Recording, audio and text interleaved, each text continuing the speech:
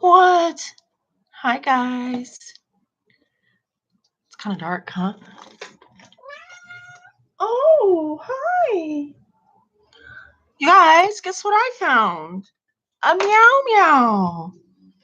We found a meow meow. Come here, you. Look at that guy.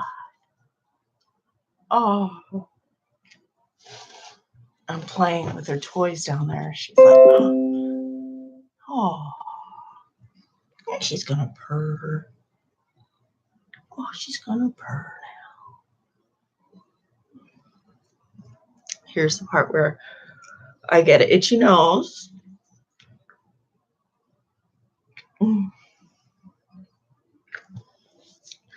It's gone.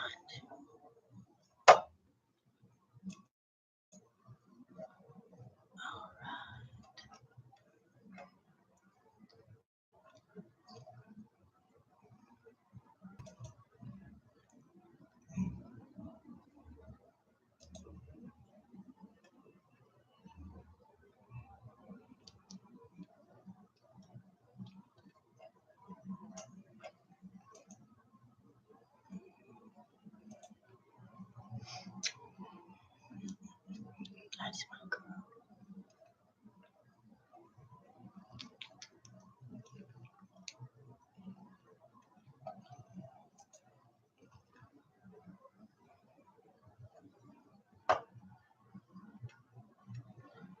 How do I get to where I want to be? Let's see. So I am on.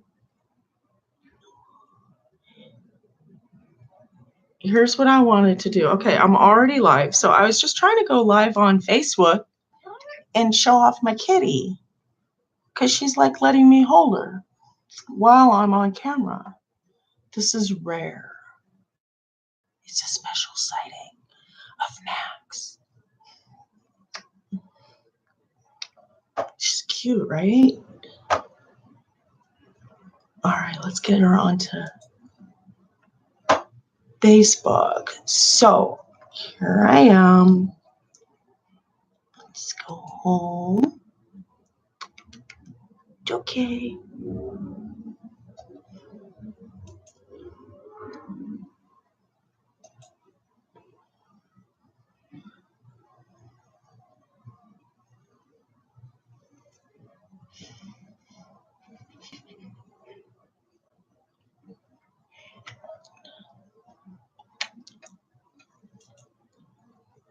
What's going on, Max? Are you okay? Is there something weird up there? Why is your little ear back? Oh,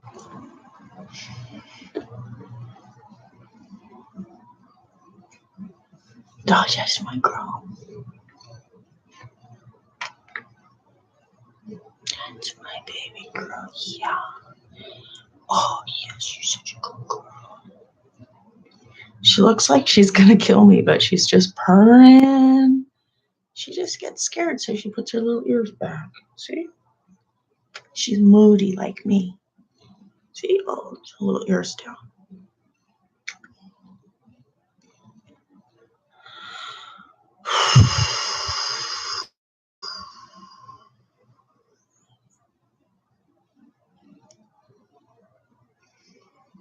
It's frustrating when my brain doesn't work right. Like, I know how to do this. I've done it in my sleep. But I've got a few dilemmas. I've got my cat who's very camera shy, so it's hard to get her. And I actually have her now. But I'm not signed into my account to go live on. Yeah, anyways.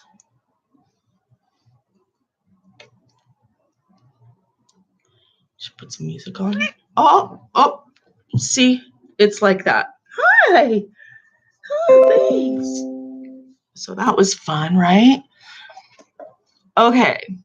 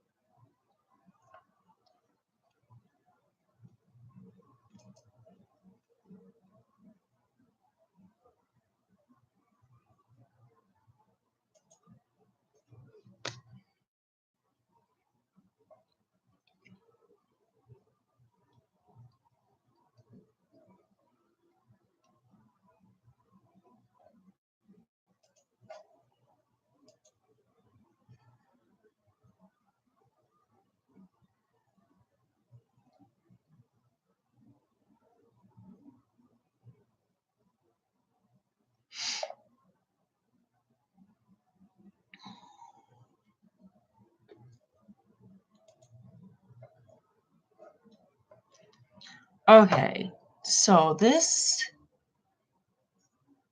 is my thing. Let's see here.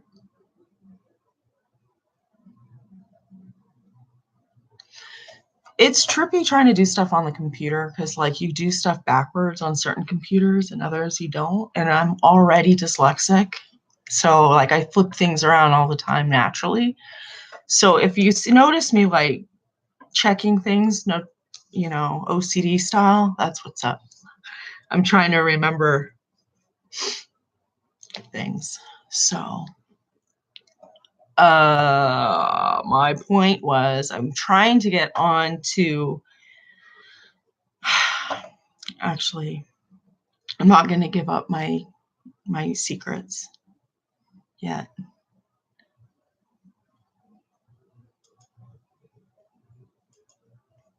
Okay, so there's this, then there's Facebook.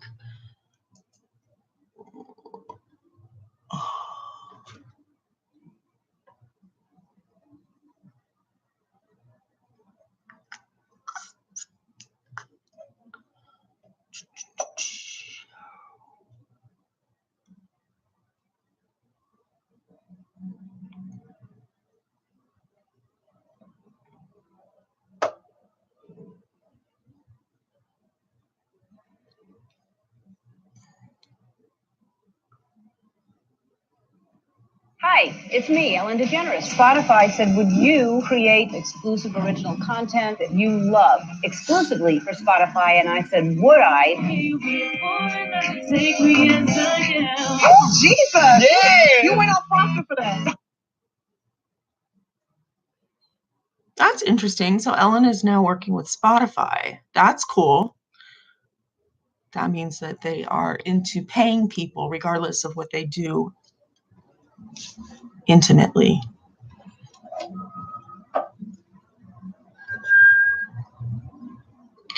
Okay, this is not what I want to be watching here.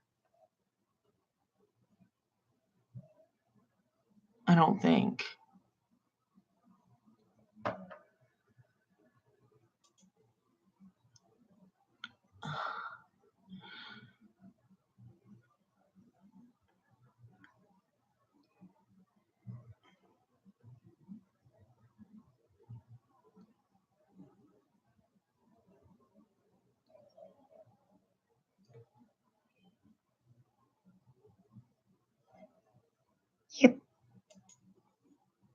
Our favorite celebs might make becoming famous look easy, but in reality, the road to success is anything but simple. Nobody believed you could become anything as a little black girl. To make things even more difficult, some of today's most high-profile celebrities have experienced some childhood traumas which make their victories all the more extraordinary. It's very emotionally draining at times. Some of these occurrences played out in the public eye, but other stars suffered in silence.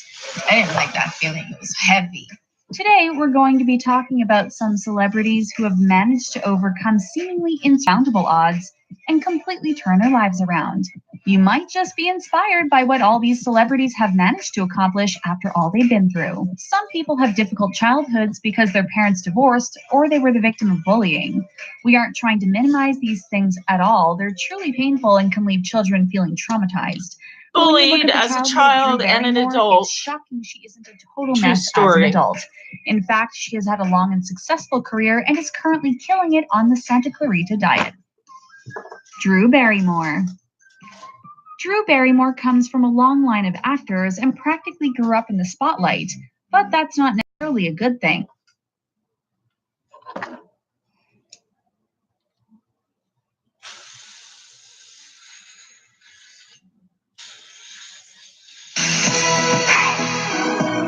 We are born to be stars. Beating, beating, beating in our hearts. We are born to be stars. You'll show you who we are. The world like that. You're all that. You're all that. 'Cause we are born to be stars. Oh my God. What is that? That's horrible. Jesus. Criminy. All right. I want to hear some music.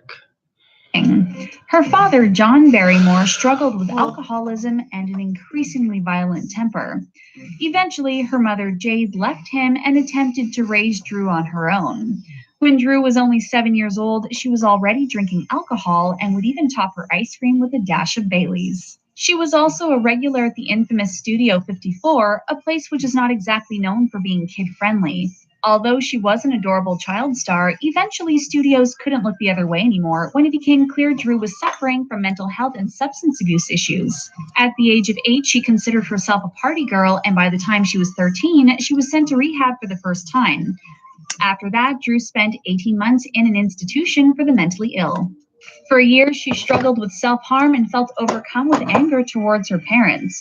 She felt abandoned and struggled to connect with other kids her own age who couldn't relate to what she was going through. At 15 years old, she filed for emancipation and moved into her own apartment, desperate to get away from her mother and take control of her own life. However, she struggled to maintain her apartment, which was located in a bad neighborhood and had bars on the windows. But by the time she was a teenager, studios refused to hire her because of her troubled past. Drew says some would outright laugh in her face when she turned up to audition. For about 3 years, nobody would hire her until she scored the part of Ivy in the movie Poison Ivy. Although the movie was a flop at the box office, it got Drew back into acting. Over the next year, she appeared in 16 more movies, including classics like Batman Forever, Scream, and The Wedding Singer. 3 years after this, she was producing and starring in the movie Never Been Kissed. Drew discovered that she enjoys directing and producing even more than she liked. Why does it keep cutting my story? His team took over after my car accident, took care of the insurance company, the paperwork, and me. Don't sign or say anything until you call Bernard Law Group. 800-690-1000. See what your case is worth.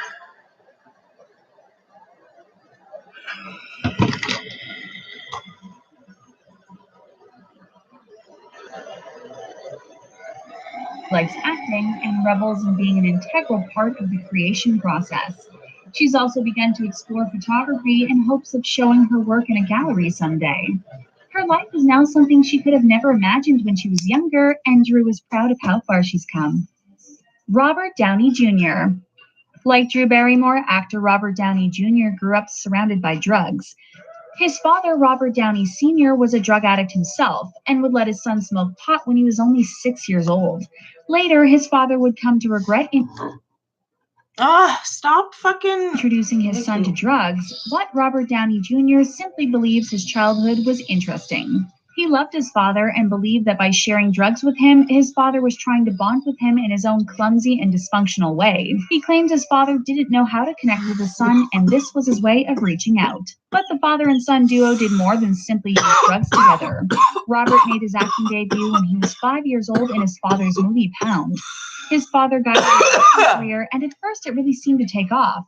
Eventually, Robert dropped out of school in order to pursue acting full-time. But behind the scenes, Robert's life was quickly getting out of control. He was increasingly reliant on drugs and alcohol and claims he couldn't fall asleep unless he was drunk. Whenever he wasn't acting, he was calling around to find out what he had to do to get his next fix. On the outside, it seemed like his career was going nowhere but up. But the reality was that Robert had been an addict since he was 8 years old. In 1996, he was pulled over for speeding, and cops found a variety of drugs and a gun in his vehicle. He was sent to a rehab facility, but promptly broke out, only to be sent to an even more secure one, which he also escaped from. While out on parole, he broke into a neighbor's house and passed out on the bed of their 11-year-old son. Robert declared the event an uncommon occurrence, not because he wasn't regularly abusing drugs, but because they rarely made him lose consciousness anymore. Constantly in trouble with the law at this point, he stood in front of a judge and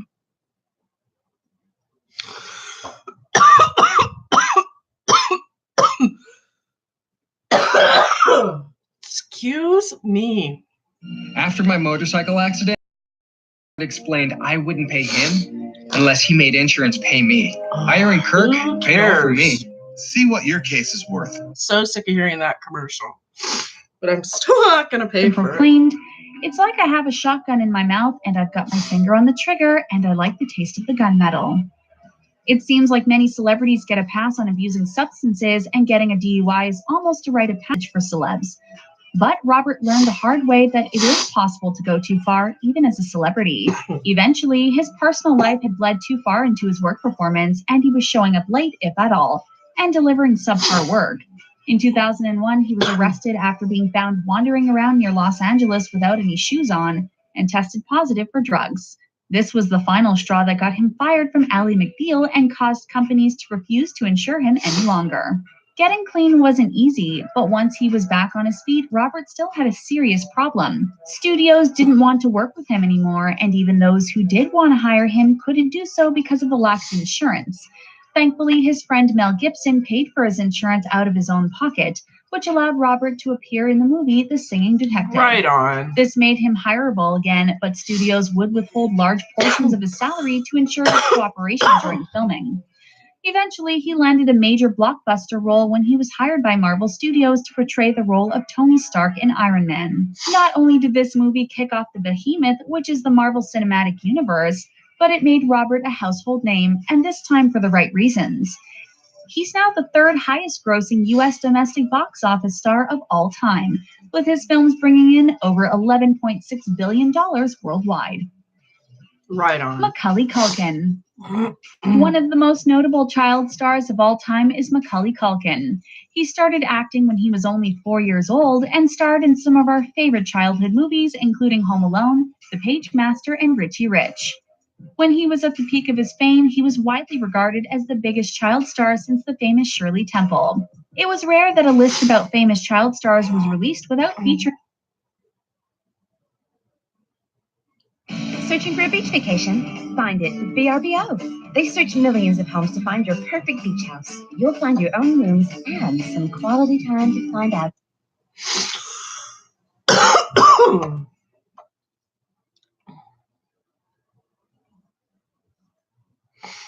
Wow, there's a lot of commercials.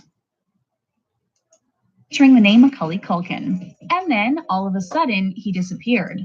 Well, okay, he didn't really disappear off the face of the earth, but he did stop acting. He claimed he wanted a normal life and started attending high school and refused to appear in any more movies. Many fans were both disappointed and confused by this seemingly abrupt change. And for many years, Macaulay tried to keep things quiet and avoided talking about his private life. But eventually, he revealed that his parents had split up after the filming of Richie Rich in 1994, and that he considered it one of the best things that had ever happened to him. According to Macaulay, his father, Christopher Culkin, was a former actor and Broadway producer who pushed his young son into show business. Christopher had always been disappointed that his own acting career hadn't developed the way that he wanted it to, so he heaped tons of pressure on his son.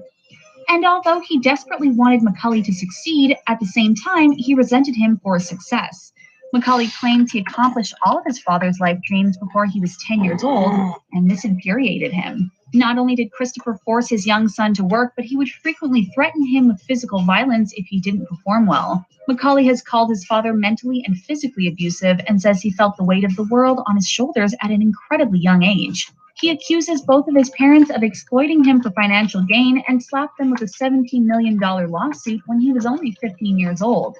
He also had them removed as his legal guardians so they would not be able to take away any more money from him. In 2004, Macaulay was arrested for possession of marijuana and 2 prescription drugs, which resulted in a misdemeanor charge, a 3-year suspended sentence, and a fine. According to Macaulay, he has never had a drug or alcohol problem.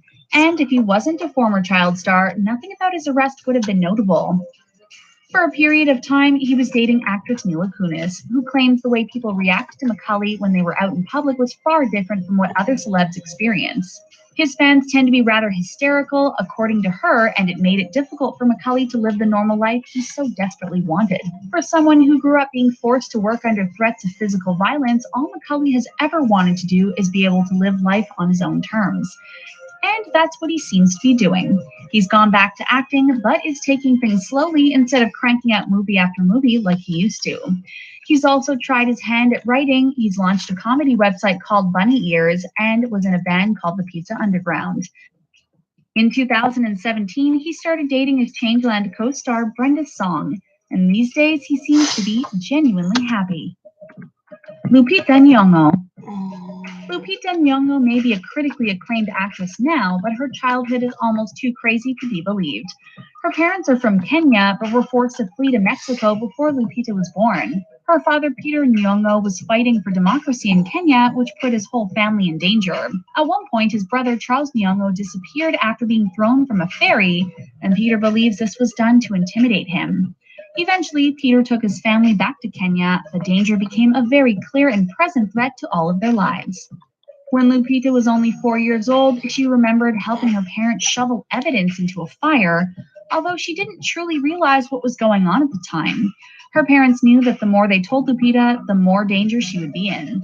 Things got so bad, Lupita could no longer go to school, and instead her parents would huddle inside the house with the doors locked and blinds drawn. But despite all of this, Lupita had a very active imagination. Since she couldn't go to school, she would make up intricate stories about what would have happened if she had been able to attend. Eventually, she was able to attend school, but it wasn't exactly everything she had hoped it would be. She was constantly teased because of how dark her skin is, and her second grade teacher told her she would never find a husband because of it. Each night before she went to bed, Lupita would desperately pray for lighter skin, and every morning when she awoke, she would rush to the mirror to see if her dream had come true, only to see her normal reflection. But that changed the first time Lupita saw the movie The Color Purple.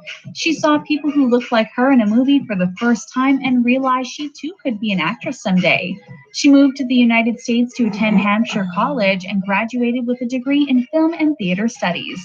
Although Lupita was talented, she still struggled with her appearance and was frequently told that her natural hair would make her unemployable. But Lupita refused to give up and hoped someday she could be an icon for young girls who struggled to accept their appearances the way she once had. Her breakthrough role came when she was cast in the movie 12 Years a Slave, and her performance earned her an Academy Award for Best Supporting Actress. This made her the first Kenyan and the first Mexican actress to win an Academy Award. Although she's a successful movie star now, Lupita definitely has not forgotten where she came from. In 2017, she appeared on the cover of Grazia magazine and was upset to see her image had been altered to hide her natural appearance. She called the magazine out online, admonishing them for altering her natural hairstyle to conform to their idea of beauty. The controversy ended with Lupita getting an apology from the magazine and sending a message of self-acceptance to many of her fans. Shakira. Many of us dream of someday becoming wealthy so we can treat ourselves to some of life's luxuries. But Shakira had one goal in mind when she started her career: shoes. No, not expensive shoes for herself, but for children who struggled with not being able to afford any. Shakira had a close relationship with her father, who struggled to. Eventually, her family lost everything, and she had to watch her parents sell off all of her possessions just to make ends meet. To keep things in perspective, her father took her to meet some children who had even less than she did, and were forced to walk around barefoot. Shakira promised herself that if she could ever afford to, she would buy shoes for those children. But tragedy wasn't done striking her family, and one of her older brothers was killed in a car accident.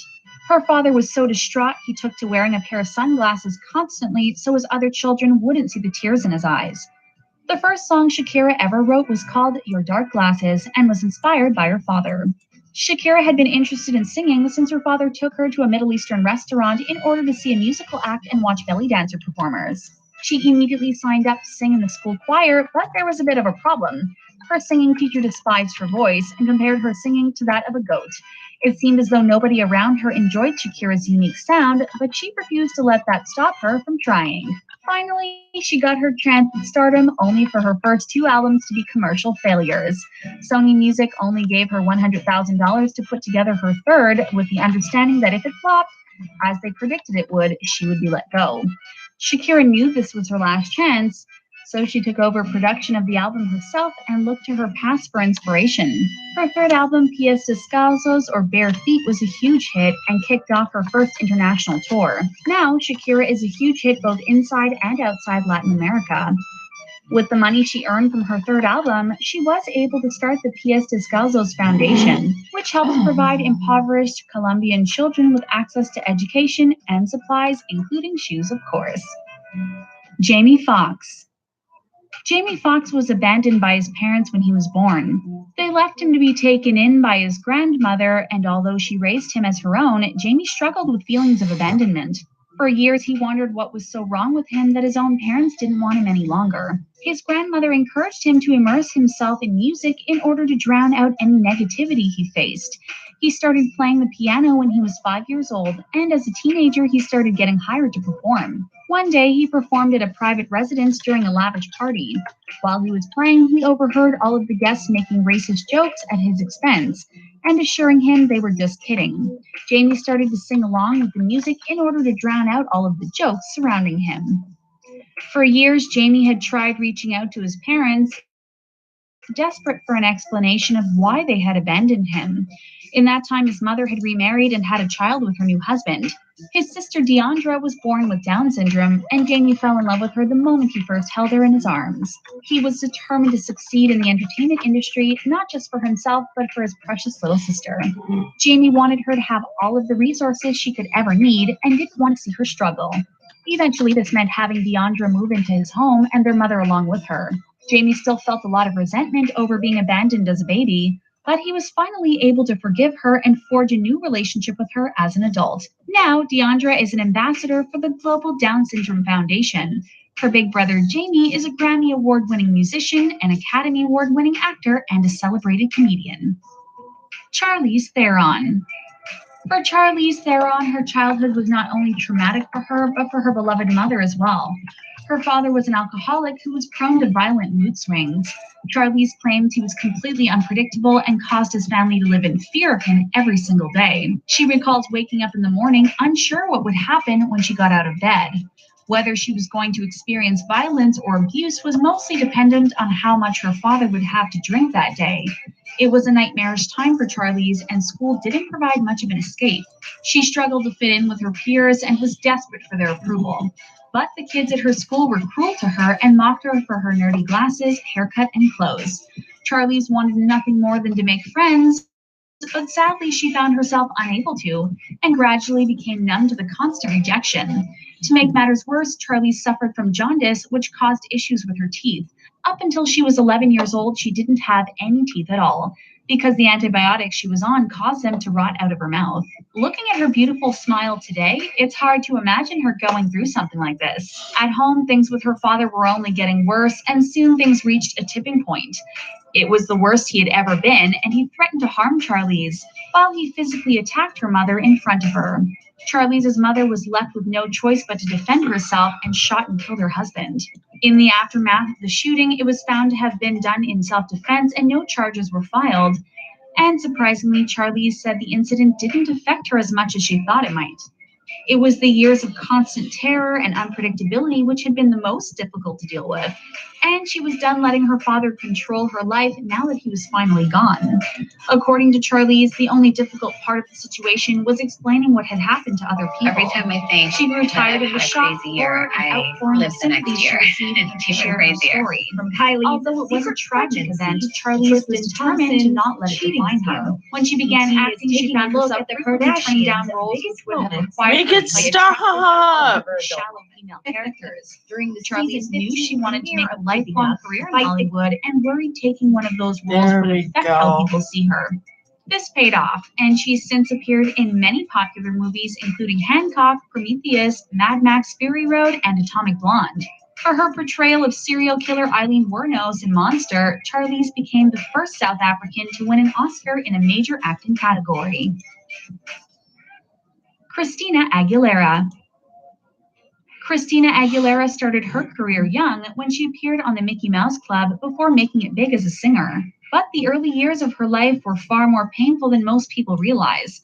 According to Christina, her father was both mentally and physically abusive to his family. Christina claims she frequently saw her father commanding her mother to do things, and she vowed would never let a man take advantage of her like that. But this was easier said than done, and Christina admitted she didn't have many strong female role models when she was growing up. She thought the way her father made her inferior, small, and helpless was the way women were supposed to feel all the time. Although it isn't as well known as some of her hit singles, Christina's song I'm Okay details the abuse she witnessed as a young girl. The song also asserts Christina would cry in her room during these attacks, desperately hoping her father's rampage would soon end. Christina admits she threw herself into her music in order to escape from the pain she felt because of her father's abusive behavior. Not only did this help Christina cultivate her own musical talent, but it inspired her to be her own best advocate. She never wanted to have to rely on a man for money or for any other reason. And her determination and talent have definitely paid off for her over the years. Over the course of her career, Christina has sold over 75 million records all over the world and is one of the best-selling musical artists of all time. She's even stated that she would be open to reconciling with her estranged father at some point, but it seems as though he isn't eager to take her up on it. He insists he never abused Christina or her siblings, despite what the rest of his family says. However, he does admit to striking his wife, although he insists he was never brutal about it. Eminem.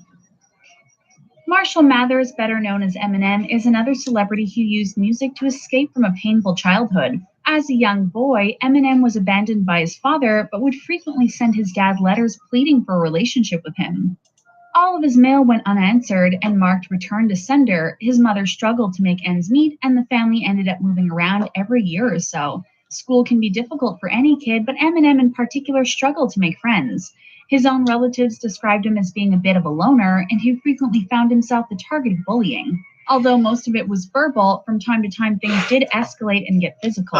One bully named D'Angelo Bailey attacked him and caused serious injury to his head.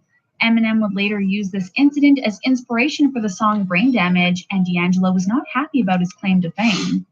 He filed a lawsuit against Eminem alleging defamation of character, but it ended up being dismissed by a judge. But Eminem did have one good friend growing up, and that was his uncle, Ronnie Pokinghorn. The two were very close, and Ronnie brought him the soundtrack to the movie Breakin', which is how Eminem created his very first rap song. You know what that reminds me of is when you go Ronnie suffered swimming from intense bouts of depression and and you ended get up the taking water his in own the wrong life. spot. In the days that followed, Eminem refused to speak to anyone and couldn't bring himself to attend his beloved uncle's funeral. Eminem's relationship with his mother has always been difficult at best. Later in life, she would sue her own son for $10 million, alleging he had slandered her on his album, The Slim Shady LP. In his songs, he claimed to have been victim of Wilson syndrome at the hands of his mother and stated that his mother often imbibed him in illegal substances. Eminem spent a large sum of money on his legal defense for this lawsuit, and his mother's lawyer remarked that it would have been financially smarter just to settle.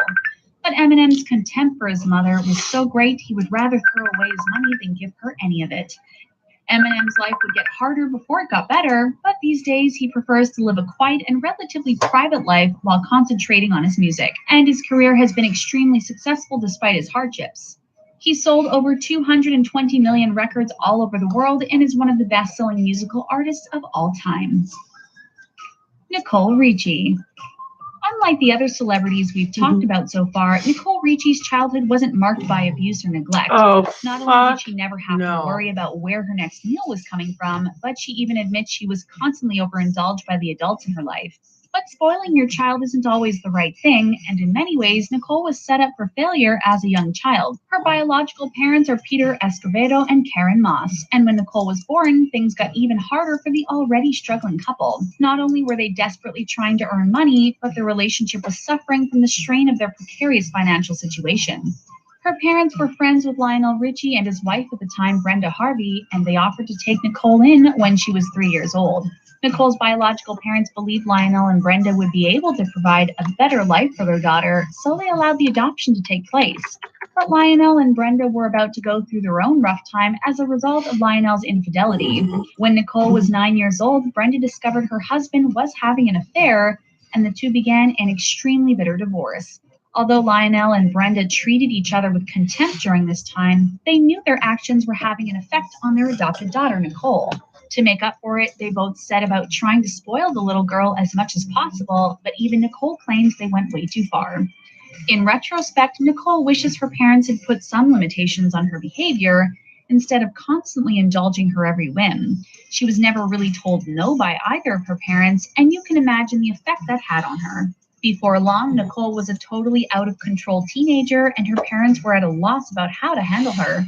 Lionel even admits he had no clue how to react to his daughter when she was a teenager and started using drugs and staying out all night partying. He claims he begged his younger daughter, Sophia Richie, not to follow in Nicole's footsteps because he didn't think he could take it. Nicole was the absolute epitome of a wild child who had never been told no and had the resources to get into a considerable amount of trouble.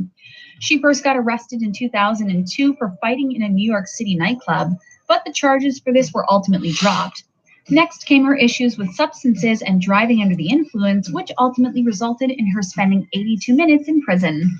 Yes, minutes. She was released early due to overcrowding and later enrolled in an anti-drinking program as a term of her probation. It took a while for Nicole to get clean and learn to take responsibility for her own actions, but she's been able to build up a successful career in fashion and even does some modeling from time to time. She's also happily married and a mom to 2 of her own beautiful children. Rihanna. Growing up in Barbados, Rihanna saw some things when she was a child which may seem strange or even unsettling to many of us. In the small community she grew up in, religion was extremely important, and the church she and her family attended practiced regular exorcisms. Rihanna explained that she would be in the middle of a church ceremony when she would hear terrifying screaming, and everyone would rush to pray over the afflicted person. On one notable occasion, one ritual was even hosted inside Rihanna's home, and she was locked in her bedroom while it was going on. All she could do was wait helplessly and listen to the shrieks coming from the other side of the locked door. Rihanna is able to look back on this memory with some amusement now, but she admits that at the time she was terrified, especially when the power went out due to a storm. But surprisingly enough, these exorcisms weren't the scariest part of Rihanna's childhood. Her father had serious issues with alcohol and addiction and was abusive towards her mother. Their relationship was under constant and severe strain as their fights grew increasingly worse. This often left Rihanna responsible for caring for her younger brother, and Rihanna describes feeling like a mother herself. That's a lot of responsibility for a young girl. During this time, Rihanna began to experience excruciatingly painful headaches, which were downright debilitating. She spent a lot of time in and out of the hospital, and doctors were even worried that she might have a brain tumor due to the intensity of these headaches. However, it turns out these headaches were anxiety-related, and she built up a ton of stress about her parents' troubled relationship. When Rihanna was 14, her parents finally got divorced, and her health dramatically improved. But while things were better at home, they were still tough at school.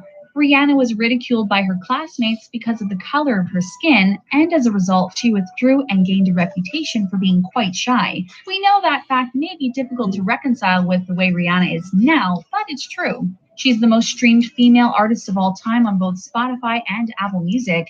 She has won 9 Grammy Awards, 13 American Music Awards, and 12 Billboard Music Awards. But despite her long list of accomplishments, Rihanna admits she has spent much of her life plagued with anger about what she experienced during her childhood.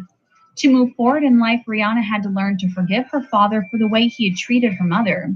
She claims that he was a terrible husband but a good father, and she now enjoys having a relationship with him. Sadly, Rihanna would also experience violence in her own relationship with singer Chris Brown. Although the two have long since ended their romantic relationship, which at one point left Rihanna in the hospital, she still claims to care for him. Rihanna says she has forgiven Chris just as she has forgiven her father. Although she's forgiven her dad, this doesn't mean their relationship is drama-free. In February 2019, she filed a lawsuit against her own father over the use of the name Fenty. Her father started a company called Fenty Entertainment, and Rihanna claims her cosmetics brand has been damaged as a result of its assumed association with his brand. Only time will tell if this father-daughter duo will be able to work things out. Oprah. Next up in the category of single-name celebrities who need no introduction, we have Oprah. Oprah has her own talk show, her own magazine, legions of adoring fans, and has a net worth of over $2 billion. But her story is a true rags to riches tale, and it's not for the faint of heart.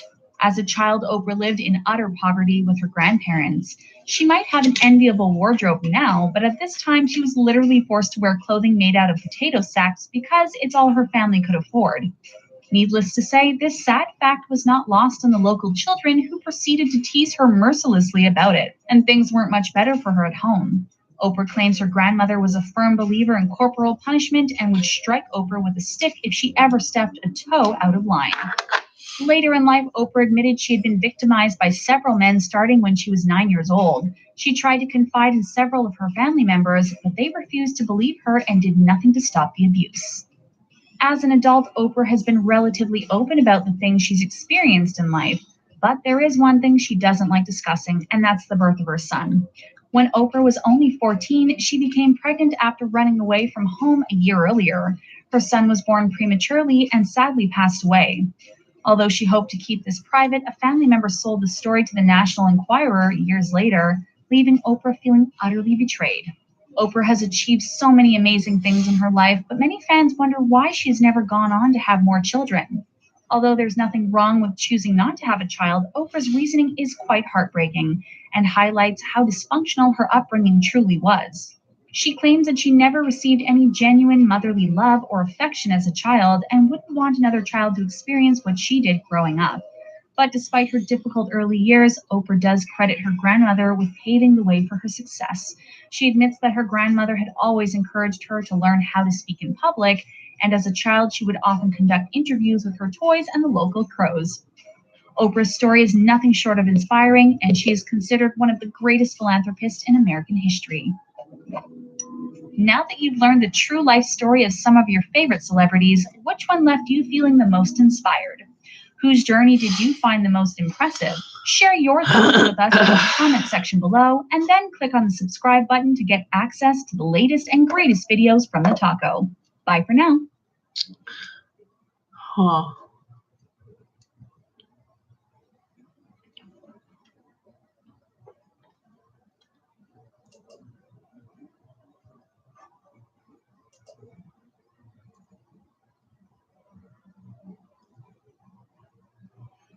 Lobster Fest is on at Red Lobster with the most lobster dishes of the year, like Lobster Lover's Dream and new Ultimate Lobster Fest Surf and Turf. So come Lobster Fest today. And now, for a limited time, get 10% off Red Lobster to go.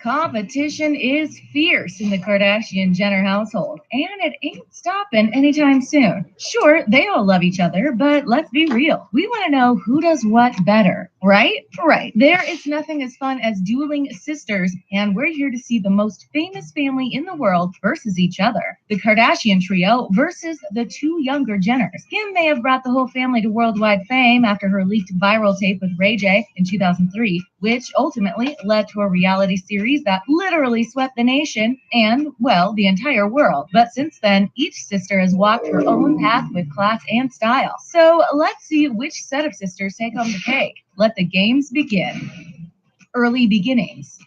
The older of the sister groups are the trio we all know and love, Kim, Kourtney, and Khloe, coming from Kris's first marriage to the famed lawyer Rob Kardashian. So this family had always been more or less known once their father took on his friend O.J. Simpson's case in the 90s. This essentially drew the family in polar opposite directions. A very long story short, Kris and Rob split in 1991, the same year that she married Bruce, now Caitlyn Jenner. The Kardashian trio was rather unknown, other than for their famous dad, that is, until Kim's controversial intimate tape with Ray J leaked in 2003. We know, the controversy still isn't ending. Did Kim leak the tape herself? It was known that Kim always wanted to be famous, and she essentially became famous for being famous, a catch-22 that she made work very well for herself. So who knows, maybe momager Kris and herself, Kimmy, had a plan. Or maybe she was unfortunately revealed beyond what she wanted. Whichever it was, it led the family to great success in a roundabout way. Her two younger sisters, Kourtney and Khloe, quickly caught up on the fame train with the success of the reality show. Prior to keeping up with the Kardashians, the sisters were already entrepreneurs, or at least trying to be. They opened up the retail fashion store Dash in 2006. The store lasted quite a long time, despite it being rough at the beginning.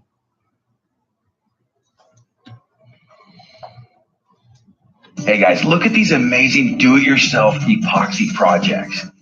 We show you how to transform any surface into a stunning work of functional art. This is Stone Coat Countertop Epoxy, and the possibilities are limitless. Whether you're a woodworker or artist, or you're trying to go over your old existing countertops, we can show you how to take epoxy and make a brand new space with stunning results. We have many different videos that'll show you all the different looks, styles, and colors that you can achieve just by following the simple step-by-step process. Our materials are heat resistant, scratch resistant. They have zero VOCs. They're Where's this eco-friendly. commercial They're easy to coming work with. from? They're DIY friendly, and they're amazing. Many folks have never worked with epoxy before. They look at our YouTube channels, they pick a style, and they have a great time. You won't believe some of their very first results. Folks love the fact that you can take an old space, renew it with Stone Coat countertop epoxy, and save thousands. Our epoxy is not flammable. There's no noxious smell. It's easy to work with, and you have a long open time, so you can take your time to get that look that you're going for. Our products are so simple to use. But in 2018, after some crazy successful years for all the Kardashian-Jenner sisters, it was time to close the boutiques. The Jenner sisters were incredibly young when Keeping Up with the Kardashians first aired on E! News, October 14th, 2007. They weren't anywhere near the supermodel status or cosmetic mogul status which they hold today. Nonetheless, their antics, energy, and hilarious arguments garnered them a lot of attention. The Jenner sisters at a young age were charismatic and endearing. They brought a fun youth to the show, and neither of them wasted their opportunity at fame. Instead, they fostered it into crazy successful lives of their own outside the very famous reality show they grew up on. Unlike their half-sisters, the Jenners had slightly more luxury in terms of already having a name. That doesn't mean these talented girls didn't work hard. Oh no, it seems like they may have even worked harder because of their fame. The Jenners seem to want to set themselves apart from their sisters. Since being on the show, the girls never struggled with a boutique clothing line or an embarrassing leaked tape, but they did have to grow up in the spotlight, a challenge of its own. What sort of teenager wants a camera in their face constantly while she's going through changes? We've got to give these gals major props for facing fame with courage and class. Not only did they grow up to have their own lives aside from the reality show, but they also started to be compared to their older sisters. They were clearly becoming a match for the famous Kardashians. They may even be giving them a run for their money. With all the Jenner's success packed into two gals, and competing against the biggest name in the game, the Kardashian trio, the question, who did it better, is going to be hard to answer. Hard times. In 2003, the Kardashian sisters went through a terrible loss when their father, Rob, passed away, leaving the family in grief. Khloe reflected on this time, remembering that after losing her dad, she was partying way too hard and sleeping in every morning. Since then, she has really turned her life around. But who can blame the girl? Not us. That the three sisters were strong enough to deal with such a loss and still come out on top by opening a store prior to becoming world famous is a huge success in itself. However, that isn't the only time the Kardashian trio had to face hard times.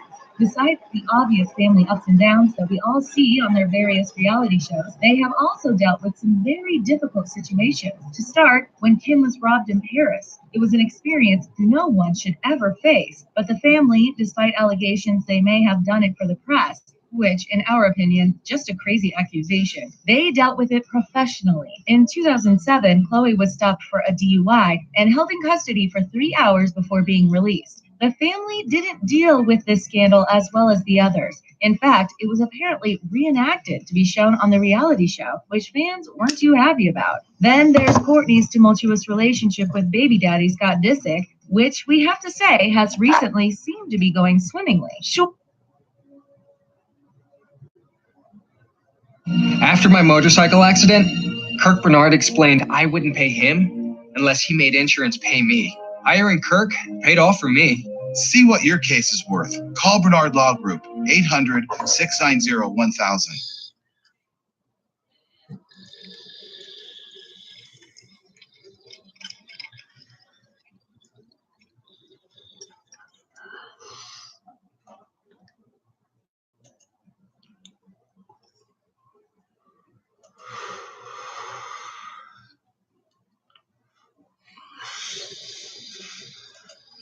his new supermodel girlfriend Sophia Richie may be stirring a few pots, but seeing as they all went on vacation together, we'd say that the bad news about this couple ended long ago. As for the Jenners, these ladies have faced some of their own hard times too, except they're more controversial than just hard. We all love a good controversy, especially when it involves the Jenners. Kendall was taking the modeling world by storm and breaking away from her reality star roots certainly Kendall was excited to be starring in an iconic Pepsi ad. That is, until the ad was interpreted as making fun of the Black Lives Matter movement. And of course, because Kendall is a member of one of the world's most famous families, she immediately got called out and caught up in the controversy. Kendall has expressed how awful the backlash was on Keeping Up with the Kardashians. The unfortunate thing is that it took a while for the negativity around her to go away. There was also the Vogue ballerina shoot where she got backlash because she should have let a real ballerina be hired. This was another super unfortunate controversy for the model, but this lady still came out on top. However, in 2019, Kendall was plagued with yet another small backlash. What seemed to be a personal story she posted actually wound up being no more than a paid sponsorship for the model. Kris Jenner teased the announcement by describing Kendall as vulnerable and brave, sharing her most raw story for positive impact. Many fans speculated what Kendall could have possibly been referring to when she made the statement, "I want to help people." When it was finally revealed that Kendall was simply referring to acne, fans were disappointed. To make matters worse, news spread that it was just a paid advertisement by the acne skincare company Proactive. Once again, not the greatest look for the model. Still, she was just doing her job, wasn't she? Kylie, on the other hand, seems to be the least controversial of the two sisters, except for that time when the duo decided to make t-shirts. Kylie and Kendall took rocker tees with bands like The Doors and Kiss on them and put their faces over them. Of course, this turned into a major lawsuit because the girls didn't get permission to use the famous images. Overall, both groups of girls have gone through a lot, both personally and professionally. With Caitlyn Jenner's transition in April 2015, it proved to us that the ladies can conduct themselves with grace, acceptance, and love most of the time. Khloe bought Caitlyn white Christian Louboutin stilettos after her transition. We know. We want some too. Kim gushed about how beautiful she looked, and Kylie called her an angel on earth. The list goes on, but basically, no matter the amount of challenging situations this family faces, they always seem to come out on top. Speaking of top, the time has come to let the sibling rivalry continue in the realm of makeup and other entrepreneurial endeavors. And we all know that when it comes to cosmetics, the Kardashian Jenners do it best. Accomplishments and the cosmetic war. Okay, we get it. The Kardashian clan loves, and we mean loves, cosmetics. There's a darn good reason for it, too. They're so good at it. Not only with how they apply it, but also how they sell it. These women aren't just another pretty makeup enhanced face. Oh no. These ladies are big boss entrepreneurs. Kim Kardashian started her makeup brand, KKW Beauty, in June 2017 after collaborating on her half-sister's brand, Kylie Cosmetics, with 4 nude lip kits. Kim got the taste for it and didn't look back. Now KKW has become Kim's most lucrative endeavor yet. However, lately, Kim has been accused of copying Kylie's brand in different ways, from eye color palettes to lip colors and lip colors. The claims are hard to ignore, considering the proof is in the product. There are just a whole lot of similarities. Perhaps Kim is just inspired by her sister's brand, which we have to admit is sweet. KKW Beauty brought in over $100 million to Kim's net worth by July 2018. Approximately only 1 year after it was launched. She also owns 100% of it because Kim is a lady of business and she knows what the right move is. It was Kylie Jenner who actually paved the way for a successful cosmetic business in the Kardashian household. She also did it as a teenager, and now in her early 20s, she's reaping the benefits big time. There were, of course, many failed Kardashian brands, but it's KKW Beauty, Kylie Cosmetics, and Good American that are thriving. So yes, Kylie founded a makeup empire, which made her the richest of all the sisters in a very short amount of time. Kylie started the company in 2015, and by 2018, it was well on its way to becoming a billion-dollar company. Her Kylie lip kits were a marketing hit and sold out immediately. Kylie has been criticized by some for using her fame, where others think it's just business wisdom. The only thing about this whole cosmetic empire between the sisters is that it's actually confusing to some fans. Many fans have revealed that they feel frustrated over the sister rivalry. If they support and love both sisters, who do they ultimately choose to buy from? In 2017, Kim and Kylie had a feud over the competition, which apparently resulted in Kylie not showing up for Kim's birthday. Well, needless to say, these two hardworking gals have the cosmetic industry cornered.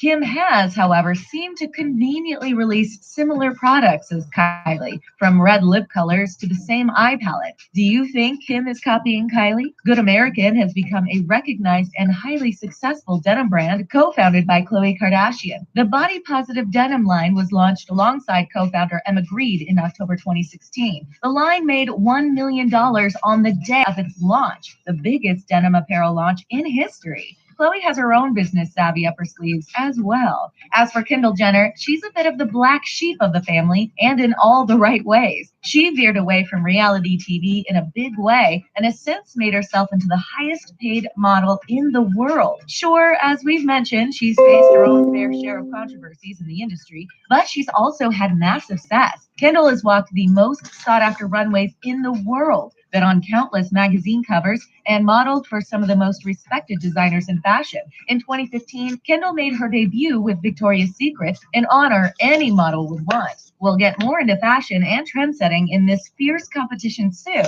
so stick around. Who does it better?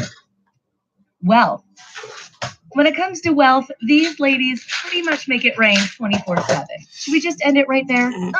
We think not. In 2019, we got the estimated net worth of our 5 leading ladies. We're sure you already know who was on top. Yep, it's our youngest woman, Kylie Jenner. Seeing as she was on the cover of Forbes in August 2018 with the title America's Women Billionaires, it's pretty clear that Kylie is worth the most out of the family in 2019. She may have only been a teen when she started Kylie Cosmetics in 2015, but by 2018, she was already at the top as one of the youngest female billionaires. Next in line is Kim Kardashian West, who was also featured in Forbes in 2018 as one of the richest self-made women. With KKW Beauty and her other endeavors, Kim is worth $350 million in 2019. Following Kim is Khloe. With her Good American denim line and her executive producing ventures, she is estimated at $40 million. This number also includes her keeping up with the Kardashians' salary and endorsement. Kourtney follows her sister closely with $35 million net worth for her reality TV salary and, of course, her numerous endorsement deals. Last is Kendall Jenner, who may be the quote-unquote poorest of the group, but she's still majorly loaded. Kendall sits at a comfortable $18 million and has been named the highest paid model in the world for 2 years running. So all these ladies are absolutely crushing it. But what sister team ranks number 1? With the Jenners bookending the Kardashians' net worth, it's just too hard to say. Let's just leave this one at a draw, shall we? Social media craze.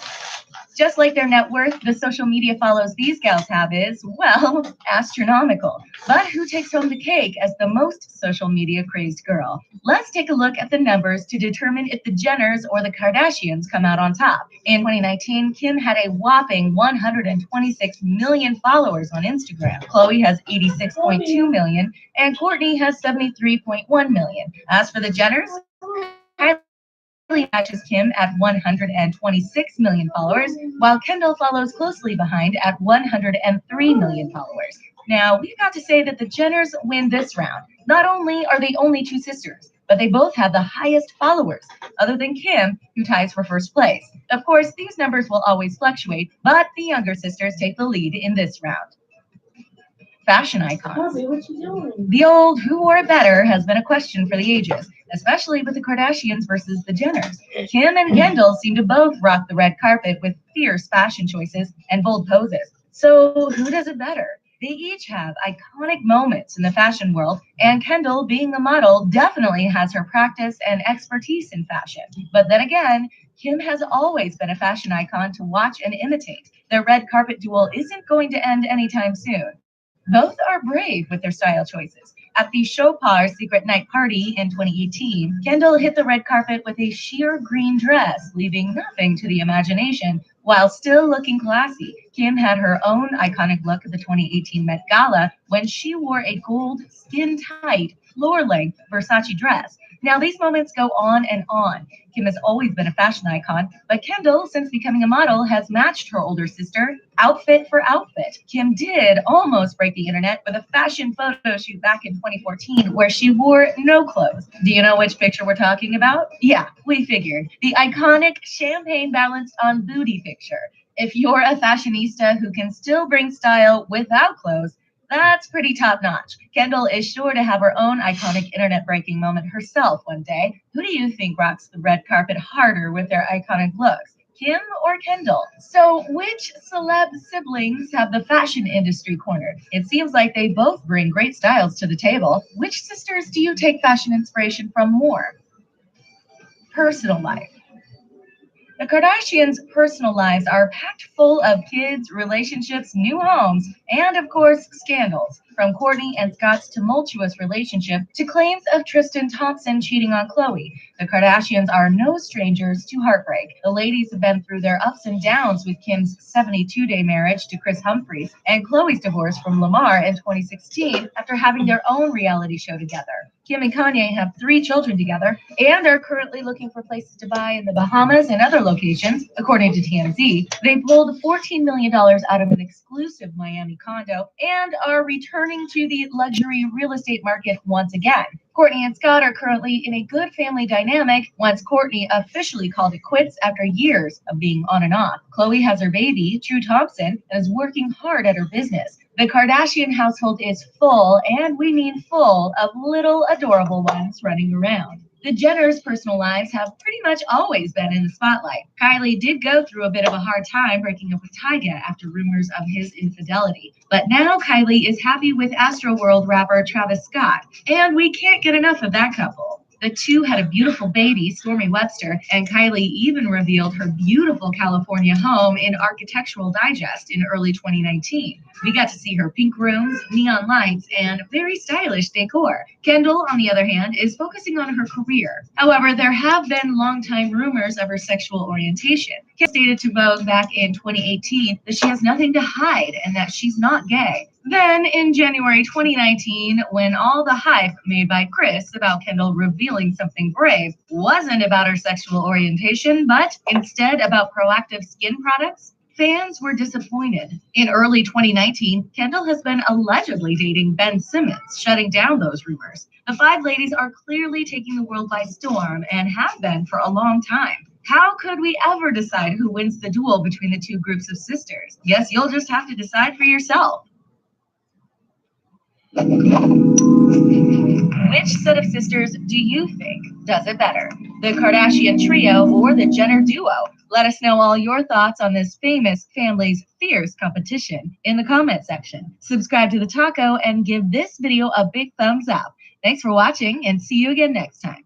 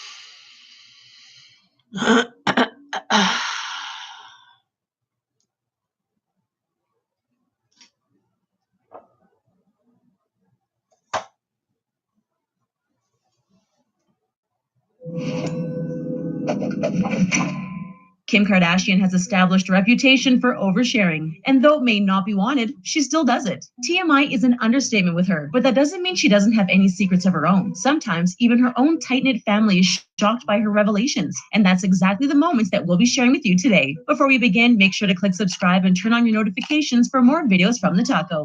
Let's get started. Indulgence. Hearing that a celebrity overindulges on alcohol or even illicit substances sadly isn't very surprising. Despite having more than enough money to hire a driver, high-profile celebrities getting arrested for driving under the influence is sadly quite common. It even famously happened to one member of the Kardashian family already, and that would be Khloe. But for almost as long as we've been watching Keeping Up with the Kardashians, the siblings claim not to drink heavily. When asked how much Kim drinks, Khloe claimed that whether or not she is pregnant, Kim isn't much for alcohol and never has been. But apparently, Kim hasn't been entirely honest about her past, even with her siblings. During a recent episode of Keeping Up with the Kardashians, it was revealed that Kim had gotten high and gone to an amusement park in the past. Kendall Jenner was shocked by the revelation and claimed to have no idea that Kim had ever used drugs. But that wasn't the end of... Hi, it's me, Ellen DeGeneres. Spotify said Oh would you my create gosh. exclusive original content that you Keeps happening.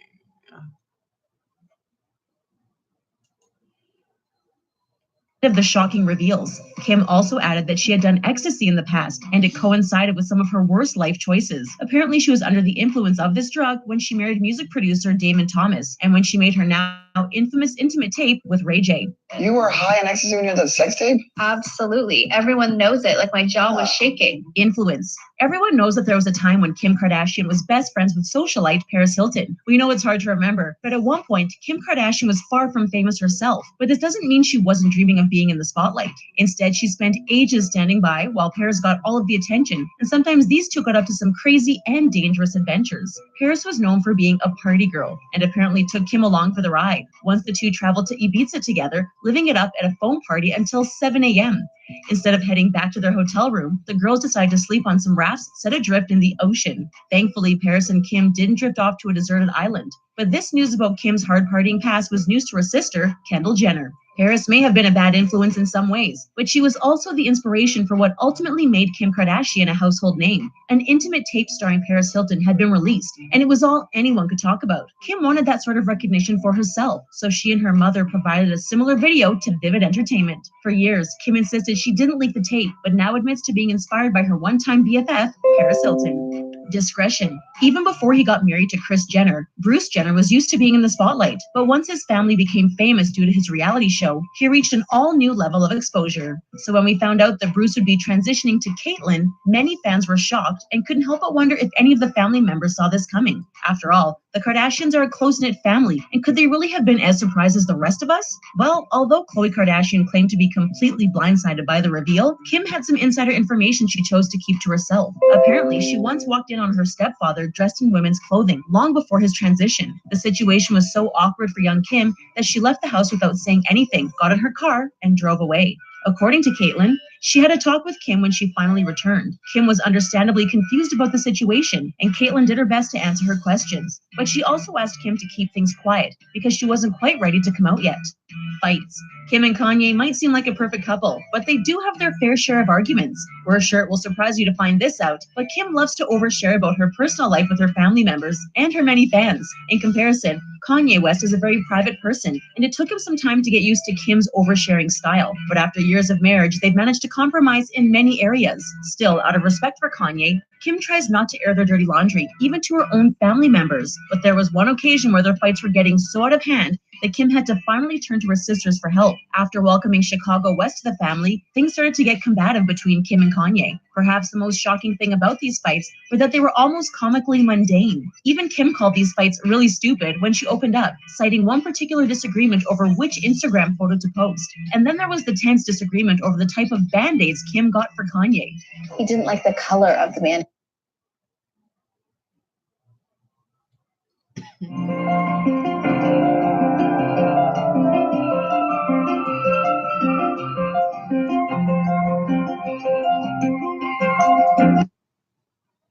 paid. Thankfully, the story has a happy ending. After opening up, Kim realized the real issue was getting so busy with the kids, she wasn't making Kanye a priority.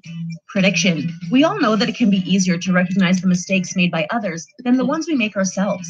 Kim Kardashian's first marriage may have been fueled by drugs, but her second one happened because of her fear. For years, Kim had been telling anyone who would listen about how desperately she wanted to get married and start a family. When she felt her biological clock begin to tick, she thought getting married as soon as possible would be the answer. And just who happened to be around during this time but the well-intentioned Chris Humphries. Their whirlwind wedding was extravagant and aired as a two-part special called Kim's Fairy Tale Wedding, a Kardashian event. Right before the wedding, Kim's siblings asked if she was sure about going through with it, but Kim insisted she was fine. However, she now admits that she only married Chris because she was desperate and not because she was in love with him. She thought she could make things work, but realized on her honeymoon that she had made a huge mistake. Only 72 days after their picture-perfect wedding, Kim filed for divorce, a move which surprised both her family and her husband. Robbery. Although her life has been privileged in many ways, it hasn't been without any sort of trauma or tragedy. During a trip to Paris, France, not Hilton, Kim was the victim of an armed robbery. It was a harrowing experience, and one which left a lasting impact on Kim. At first, she tried to downplay how traumatic the incident had been and the lingering effects it had on her. She found herself having panic attacks, and even simple things like driving a car became difficult. When we put the Kia badge on at our factory, it's more than an automaker's logo. It's a stamp certifying that when we build this one, we get... Kim also suffered from flashbacks of the event and had trouble sleeping at night. Eventually, Kim had no choice but to admit she was seriously struggling and ask for help. Although she's criticized her sister, Kourtney Kardashian, for seeking therapy, that was exactly what Kim did to cope with what happened to her. In addition to overhauling her security detail, taking a break from social media, and getting therapy, Kim finally realized she had to surround herself with her loved ones, even if that meant letting them know just how much she was hurting and asking for help. Loose lips. The Kardashians love to talk about the importance of family, but sometimes Kim has trouble getting along well with others. She's fiercely protective over her siblings and doesn't always behave well when she thinks they're being mistreated. When Khloe was in the hospital to give birth to her daughter, True, Kim just couldn't stop throwing shade at Tristan Thompson. She even blocked him on Instagram at some point, which is pretty much the ultimate diss in this famous family. It's going to be a rule. I'm not following any boyfriend or anything because it's so awkward when I have to unfollow. But Tristan Thompson is far from the first philanderer Khloe has been involved with. During her marriage to Lamar Odom, Khloe tried her best to maintain the illusion that everything was going well. Lamar struggled with drug abuse and cheated on Khloe multiple times with multiple women. Eventually, the situation came to light, but Lamar has always expected that someone in the family leaked his information to the media, and it may have even been Kim herself. Honestly, if this allegation turns out to be true, it wouldn't be all that surprising considering Kim's obvious disdain for anyone who wrongs Khloe. After their divorce, Lamar made a joke about Khloe moving on to more NBA players, and Kim quickly clapped back that Lamar had visited brothels during his marriage to Khloe. Control. Kim Kardashian's need for control has been an asset to building an empire, but sometimes there is a definite downside, and as you've probably guessed, her marriage to the notoriously unpredictable Kanye West hasn't always been easy on her. Kanye has a reputation for making inflammatory and confusing statements at random, and many times Kim is left trying to deal with the fallout. He decided to participate in a video interview conducted by TMZ and made some pretty shocking statements, even by Kanye's standards, perhaps the most controversial of which was when he declared that slavery sounded like a choice. Apparently, Kim was livid about the remarks and the ensuing fallout, but what hurt the most was reportedly the fact that she wasn't consulted about the interview at all. In fact, Kanye's wife found out about his statements at the same time the... What are you guys doing? Tacoma FD. The kitties are playing A rough. new comedy from the two hottest Super Troopers. Series premiere Thursday at 10:30 on True TV. The rest of the world did. Kim is used to Kanye's sometimes confusing train of thought and says she believes in time he can adequately explain himself, but this time she was totally caught off guard and wasn't prepared to deal with the fallout from an interview.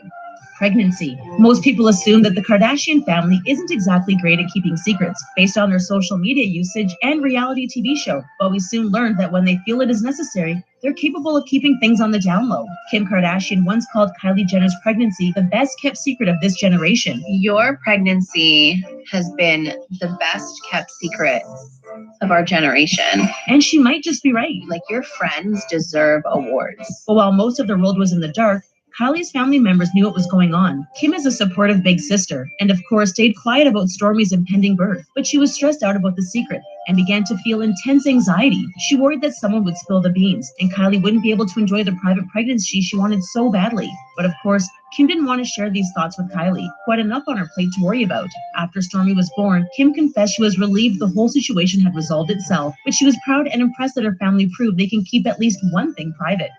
Faith, Keeping Up with the Kardashians has been a reality television staple for so long that it's hard to imagine a time when it didn't exist. Kim admits it took some time to convince her siblings to get on board with the idea of a reality show about their lives, and that's pretty understandable. Kourtney Kardashian later admitted that during the first season, she would often lock herself in the bathroom and cry because of the stress of the camera crews. But we think it's safe to say that all of the members of the family are glad they made the leap to reality television. But eventually, Kim confessed that becoming a reality TV star was just a small part of her master plan. She never thought the show would last as long as it did. She just wanted to get enough exposure to break into the world of fashion. Kim claimed fashion was her true passion in life, and she was confident it would be what she was the most well known for. But as we all know, Keeping Up with the Kardashians is going strong, and Kim is now famous for, well, being famous. Were you surprised to learn any of these secrets about Kim Kardashian, or had you guessed them already? Let us know your thoughts in the comments section, and then click on the subscribe button for more awesome videos from the Taco. Thanks for watching, and we'll see you again next time.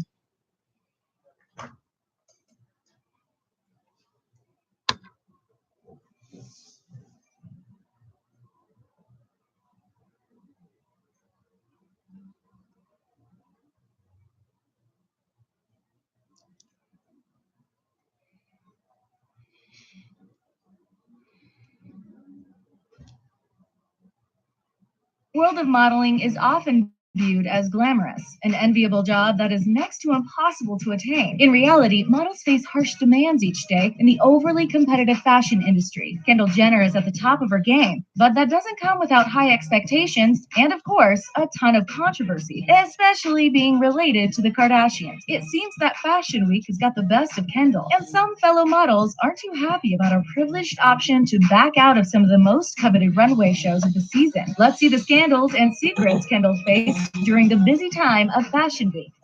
Panic attacks.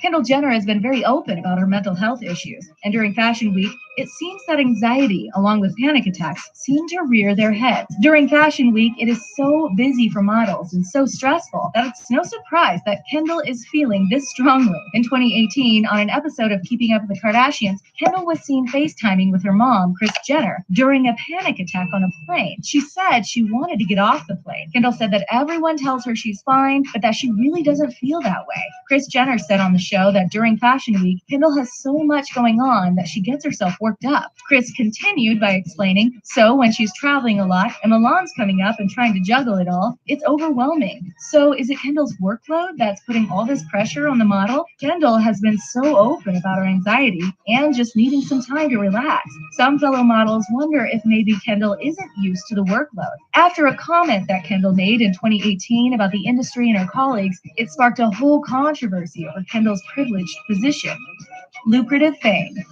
Now, nothing against Kendall, but she has had the luxury to grow up in a very famous and wealthy family. From growing up on the popular reality show Keeping Up with the Kardashians to becoming the highest paid model for 2 years running, she's worked hard for where she is. The ritzy Calabasas bubble that she grew up in, however, didn't afford Kendall too many financial hard times, something that many aspiring and even working models do face on the daily. Kendall practically had a built-in salary from the reality show at a very young age. This means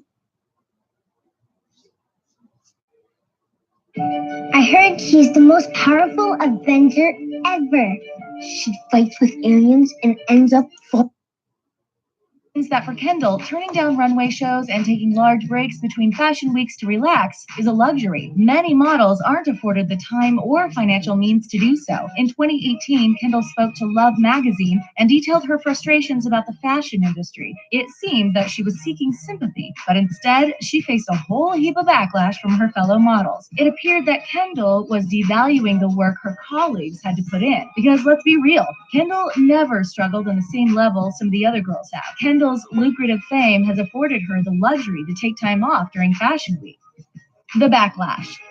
All that to say, it doesn't mean that Kendall doesn't work as hard as the others. However, her comment does make it clear that she isn't entirely aware of her fellow models' experiences. We mean, not every model rolls up to a fashion show in a black SUV with bodyguards. To Love magazine, Kendall said, "Since the beginning, we've been super selective about what shows I would do. I was never one of those girls who would do like 30 shows a season or whatever those girls do. More power to them." The comment was received so poorly because many models don't have the luxury of turning down shows. And on top of that, many girls do almost 80 shows per season, not 30. A respected model by the name of Madison Ritland, who's walked for such huge brands as Chanel, Calvin Klein, and Dolce & Gabbana, commented on Jenner's words. Ritland said that not everyone is a social media titan or reality TV royalty. Ritland went on to say that she got very defensive of the other models that worked so hard when Kendall used the term "those girls." She continued that she doesn't want to judge Kendall, but that the comment shows she doesn't have much solidarity with other models, which, if Jenner doesn't really feel that way, can be a hard thing to try to explain your way out of. Controversies. Sure, maybe Kendall is experiencing a different side of the industry, which makes complete sense for where she's coming from. That doesn't mean her anxiety isn't real. She needs to take time for her health, and knowing when to take a break is a greatly admirable quality. Her rep did do damage control via page 6, saying that the point was that it's their path. She admired their hard work and dedication. It's an accomplishment. Still, unfortunately, that comment segregated Kendall even more, making things even more difficult for her. She was viewed in a negative light for her comment, which wasn't meant to be as offensive as people took it. But this wasn't the only controversy that Jenner has faced in the past years. There was also the ballet spread in Vogue, for which she was condemned for not allowing a real ballet dancer to pose. Then there was the dreaded Pepsi ad that went viral against Kendall and was pulled from the air. In both situations, Kendall faced massive controversy over something she couldn't control because she has such a public persona. The Pepsi ad was seen as trivializing demonstrations aimed at social justice, mainly the Black Lives Matter movement. They were trying to make an ad about unity and peace, but they missed the mark, and Kendall took the blame. High pressure.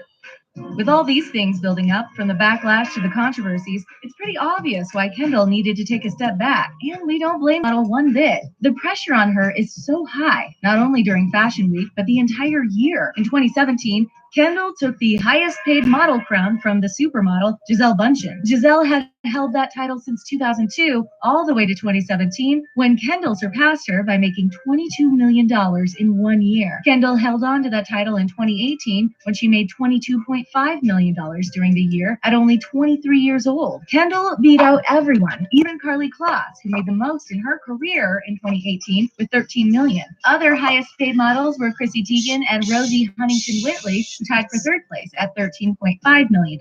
Basically, Kendall is at the top of her game, modeling for Adidas, Estee Lauder, Swarovski, and many more top-notch brands. But with that comes a whole lot of pressure to be the best. IMG Models president Ivan Bart says that social media is the magazine of your life, and that models need to use that to their advantage. Kendall has definitely checked that box off.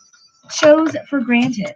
With all this success and such massive contracts, it's no wonder that Kendall is a coveted model. She is wanted for so many runway shows that models would drool over getting. Kendall, however, is incredibly selective. She's worked herself into having the position to say no to certain shows. She doesn't need to do 80 per season, and she knows that. Some models feel that she takes her position for granted. However, as many may view it as taking it for granted, it's actually all about her mental health. She is one of the most in-demand models, and turning down shows isn't good for her career. Kendall is making a hard choice by saying no, both personally and professionally. Kendall spoke to Harper's Bazaar about her personal struggles. She was almost completely absent from the New York Fashion Week runways in fall 2018. Instead, Jenner decided to sit in the front row of a bunch of the shows. She sat with the likes of Kate Moss and Priyanka Chopra to enjoy the catwalks she wasn't strutting. She told Harper's Bazaar that she does love seeing the collection when they're brand new, and that she does love the craziness of it all.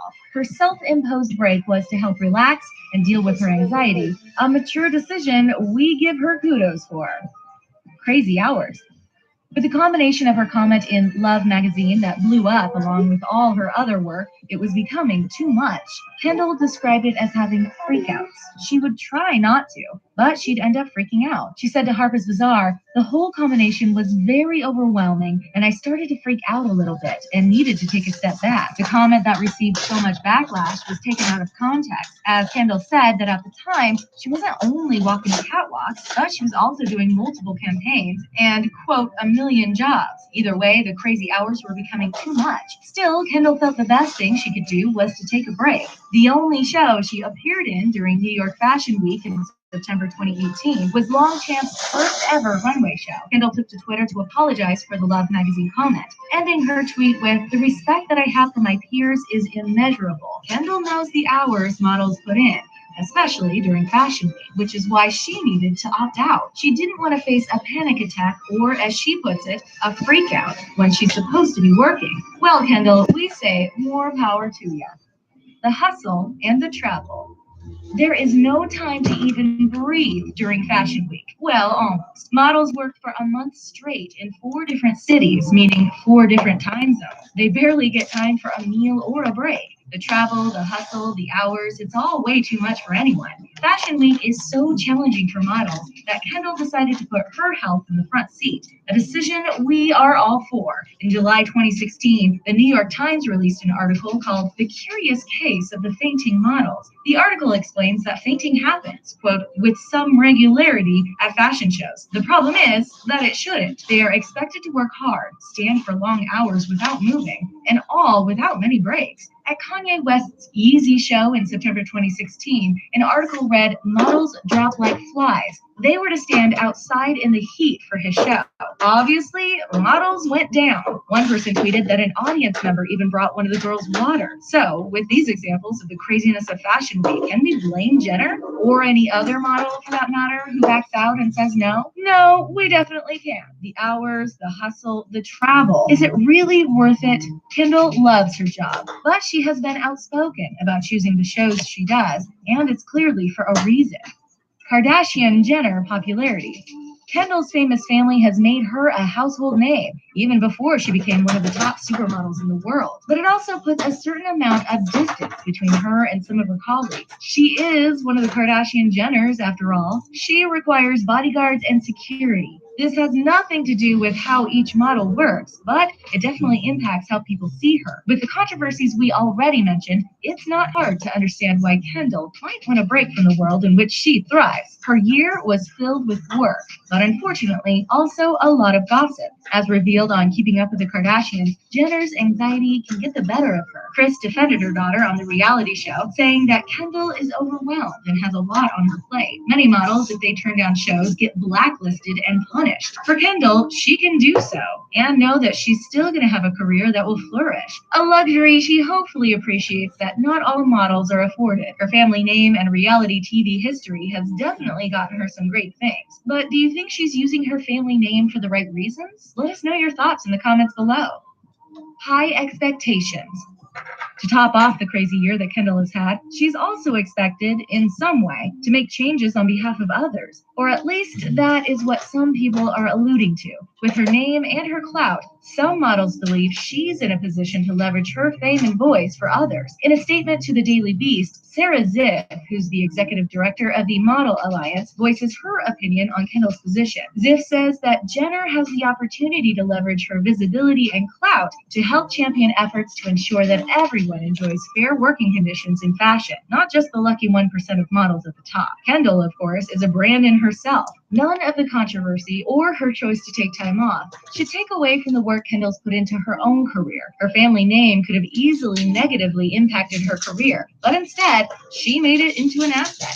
Ziff, however, also identifies with Jenner, saying that, like her, she also experienced a burnout during Fashion Week, doing upwards of 5 shows a day, fittings running through the night, and on, all between 4 cities in the span of a month. Ziff continued to explain that models are under constant scrutiny and have no time for a real meal or break. It's no wonder that in such an arduous industry, masked by glamour, that Kendall is in much need of time off. Maybe she'll even inspire other models to take a stand and a break for not only their mental health, but hopefully to influence the industry to change for the better. Do you think Kendall made the right decision being selective about Fashion Week? Do you think she takes her position as a model for granted? Let us know all your thoughts in the comment section below. Give this video a big thumbs up if you love Kendall as much as we do. Subscribe to the taco, and we'll see you all next time.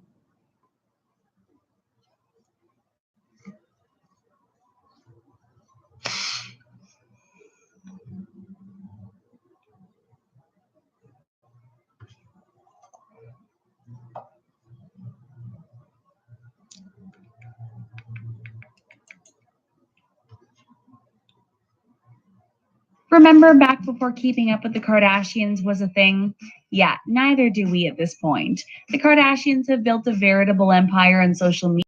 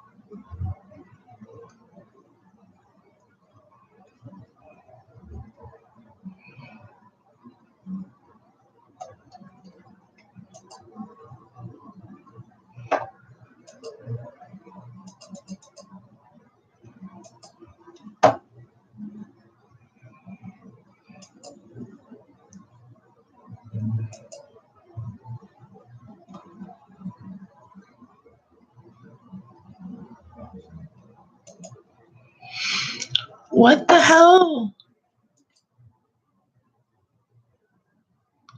All right, so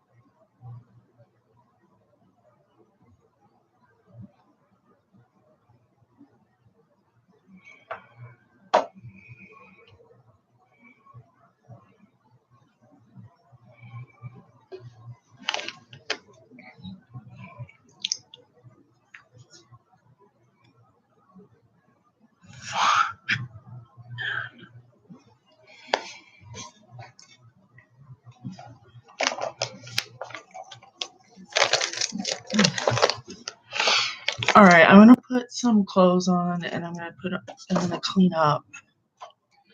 So let's see, I am live there and I'm gonna just go live here.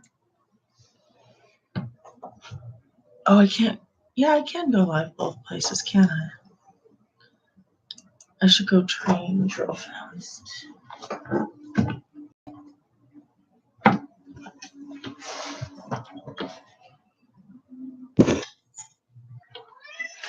Hi.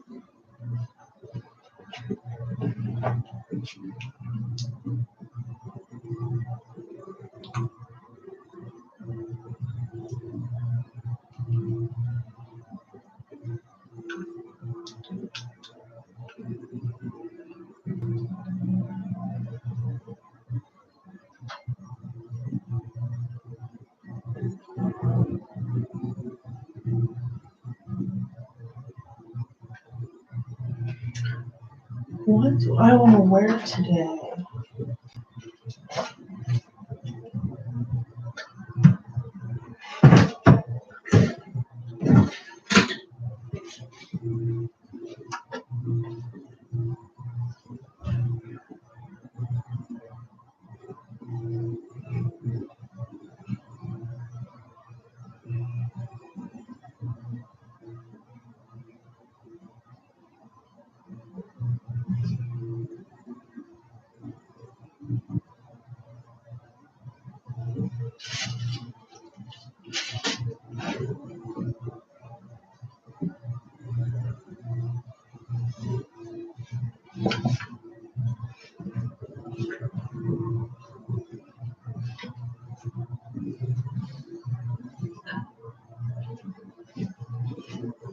Hubby.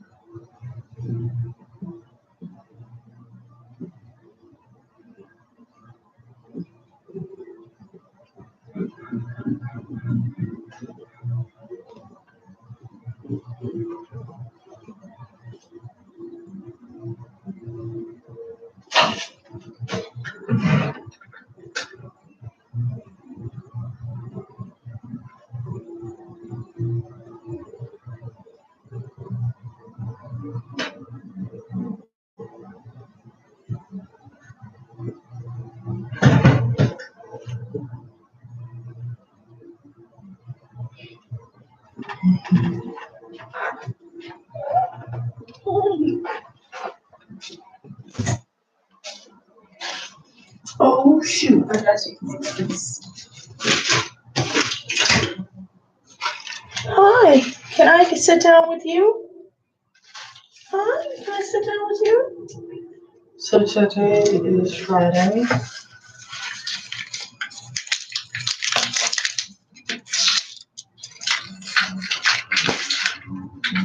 Hi.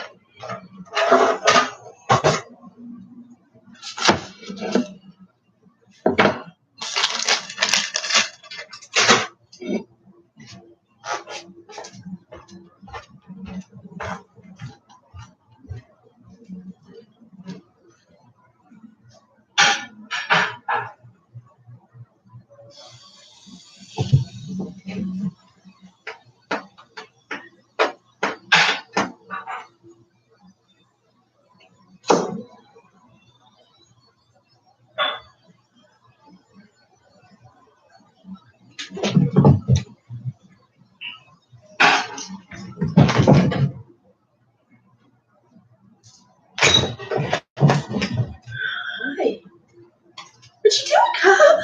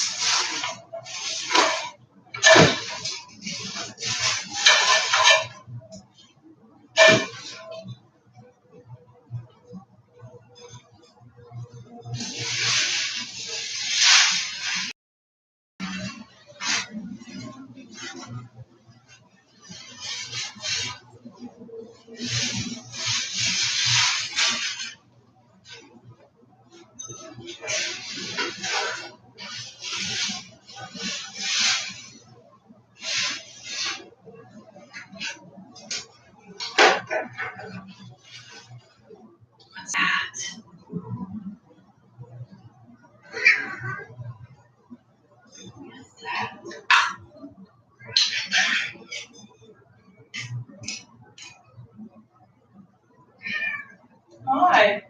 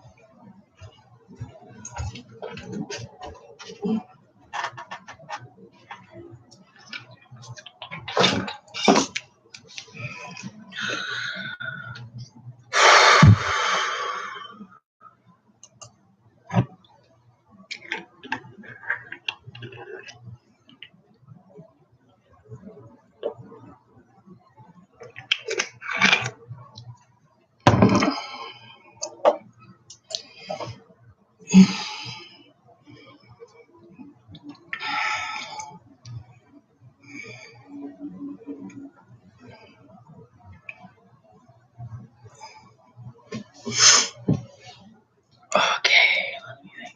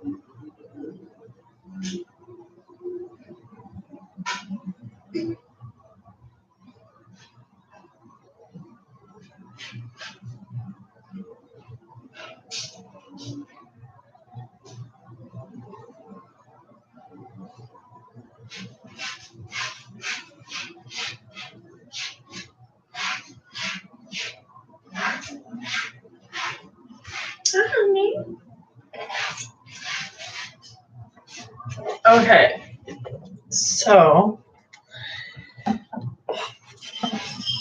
I'm not sure if I should take a shower. Let's do it.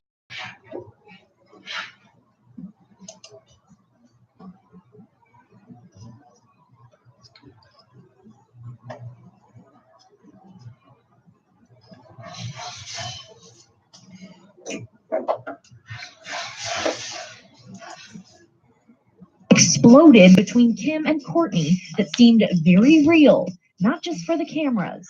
If you had a business that you were passionate about, then you would know what it takes to run a business, but you don't. So don't even act like you know what I'm talking about. Courtney is out. She will not be at the shoot because she is the one that has the annoying schedule. I need Courtney to not be so annoying with the stick up her ass like she runs this because she doesn't. She's the least exciting to look at.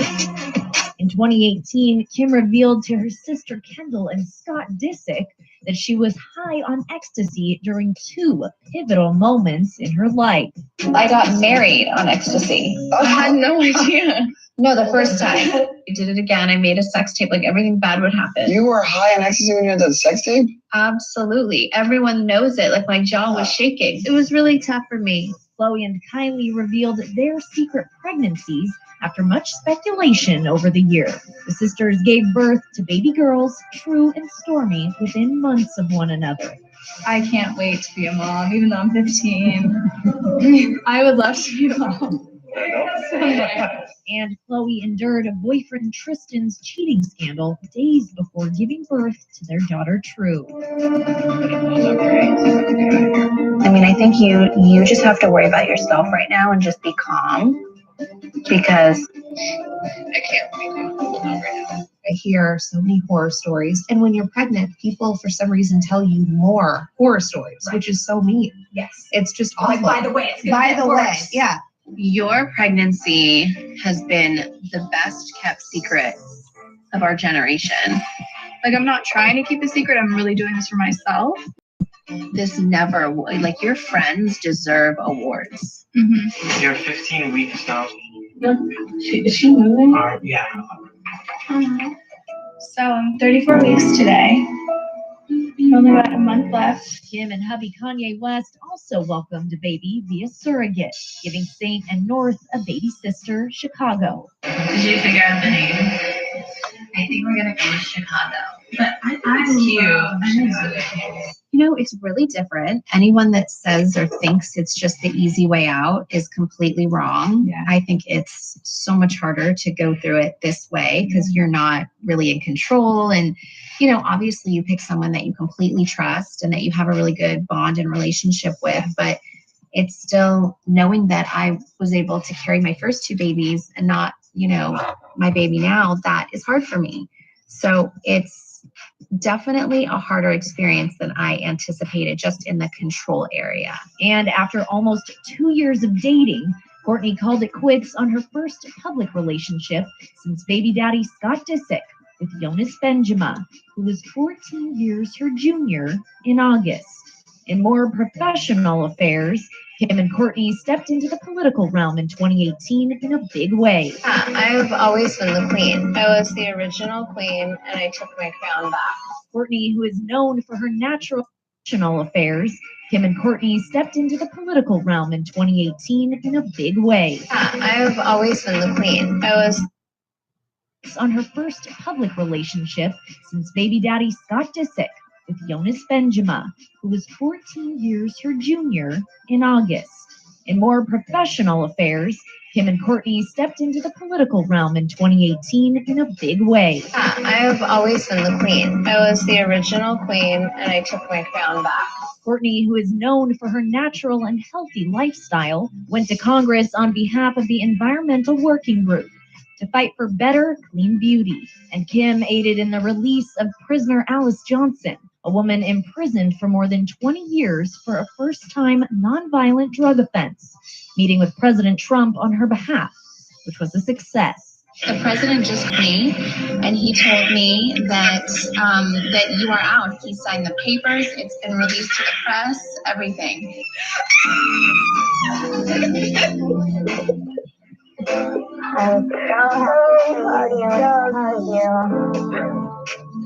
I can't wait to meet your family. Oh my God, Kim. You never gave up. And you did it! You did it! You did it! The Kardashian fam may have had a big, crazy year, but we've got a feeling we'll still be keeping up with the Kardashians in 2019. It's fun.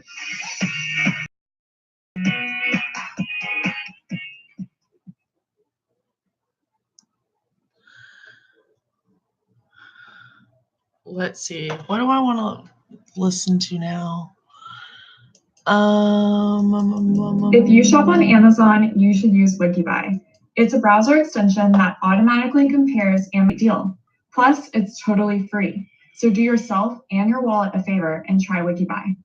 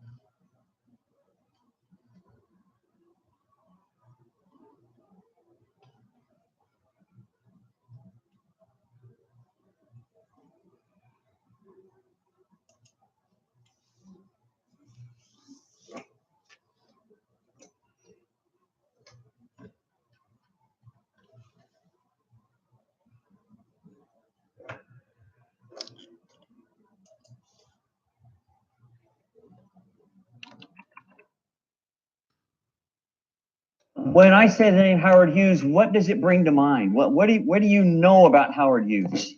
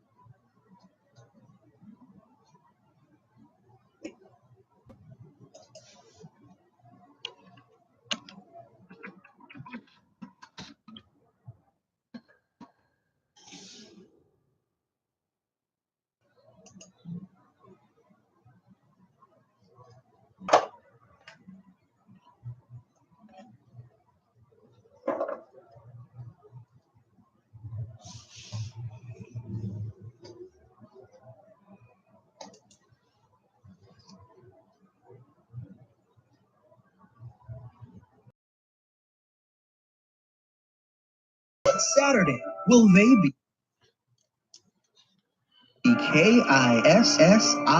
Kissing? Okay, see you later. Catch you later. IDK. You'll have to watch to find out. I will call them.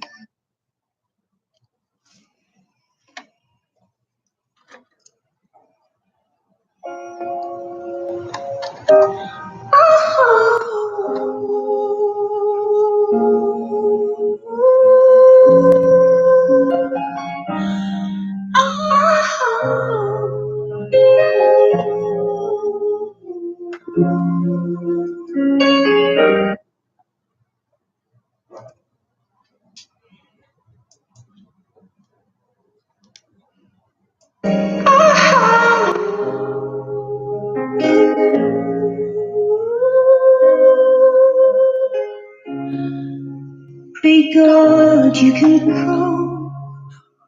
I'm standing outside this woman's work. This woman's work. Oh, it's hard on the man. Oh, it's hard on the man. Now his time is over. No scars of the fall.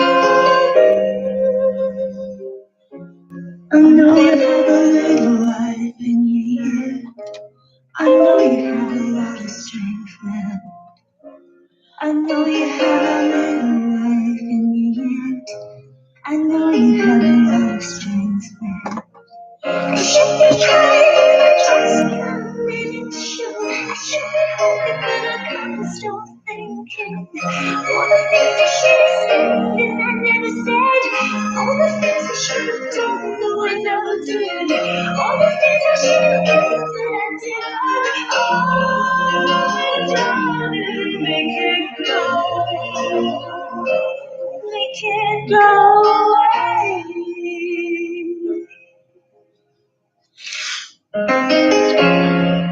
Give me these moments.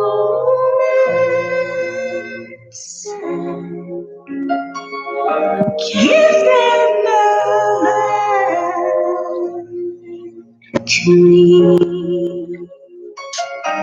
Give me them kiss. Give me all you have. I know you have a lot of strength left. I know you have a little life in you. I know you have a lot of strength left. I should be crying, but I just can't let it show. I should hope that I can't stop thinking. All the things I should have said that we never said. All the things I should have done that we never did. All the things you just needed for me. All the things that you wanted for me. All the things I should have said that I didn't. Oh, darling, make it go away. Just make it go away.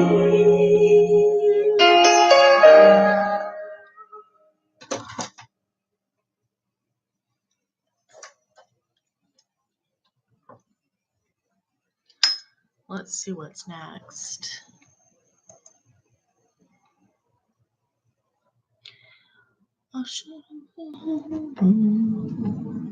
Come on. He's here. He's here. He's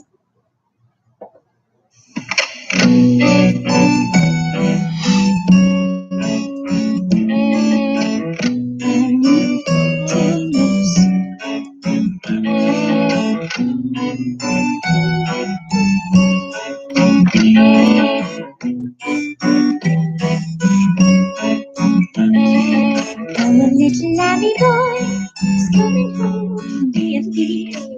Way back when she packed herself to take a read to Mary Zero.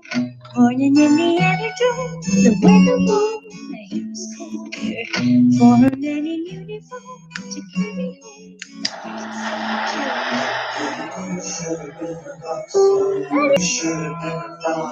But he never admitted to his 20s. Oh, I just ran out of gas. It's not hot enough. Tears are a tin box. Jesus Christ, he wasn't to know. If a chicken was for fix, he couldn't break the rubber to the bone.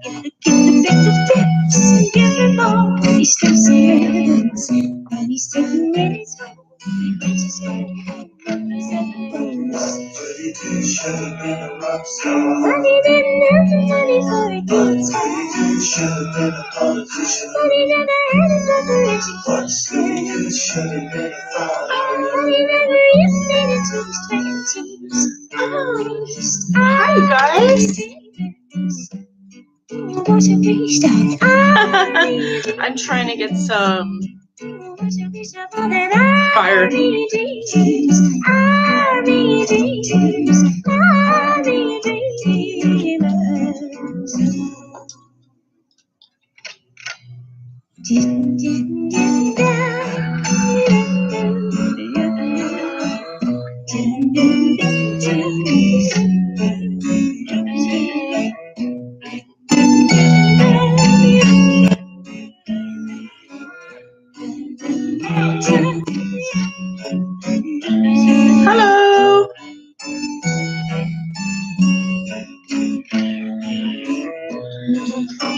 been cleaning up the house.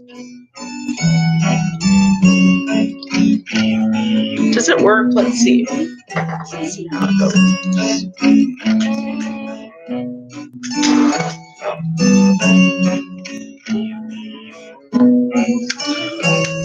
What am I doing? I am getting ready to do a dab. And then I'm going to shower and clean up. I took out like 3 bags of garbage, recycling, that kind of stuff, garbage. I did the litter box. That's nice. Cats are happy. I washed it out. What else? I've got a monster dab I'm going to do. Want to watch? Want to watch? Let's see. Just wondering, Johnny, why do you want me to inbox you? That's not like very attractive way to get it. What's your reason?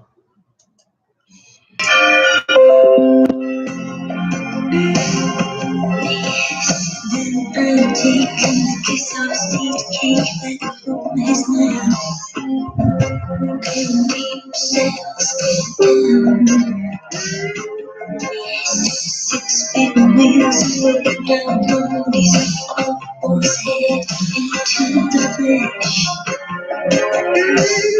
Yes, he said I was a flight from Mars.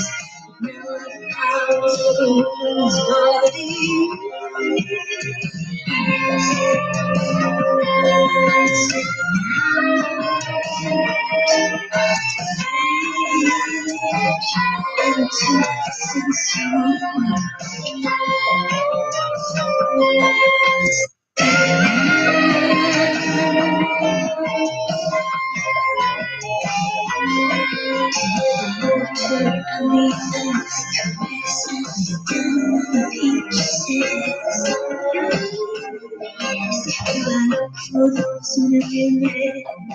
Like a Machiavellian.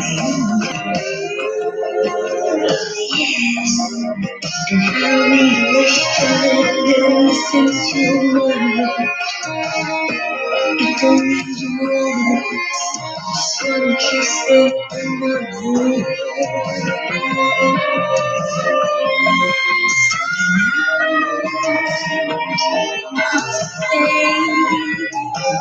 Into sensual world.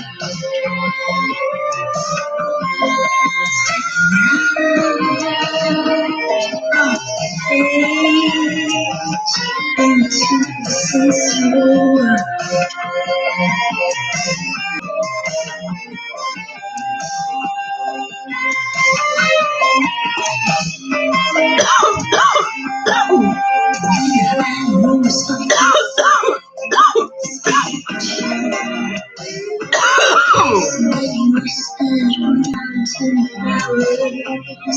And just with the charm around him.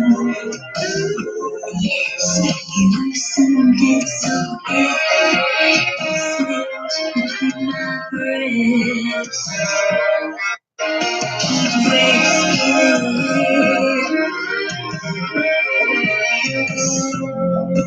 his spark took life in my hand.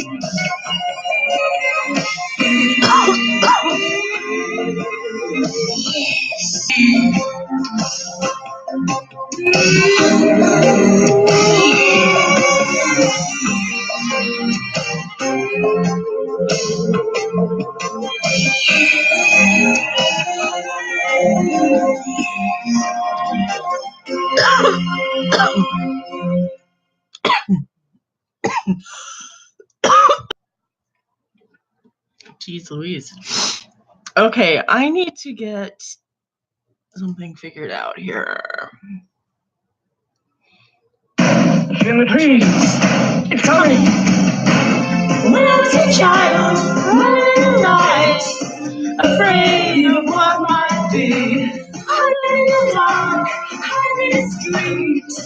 And what was me? The homes of love.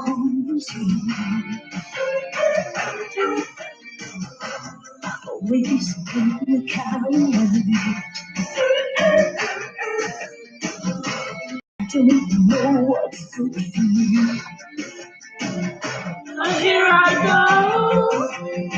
It's holding on through the tree. Passions off and rolling in the lake. And I'll be just steps on the water.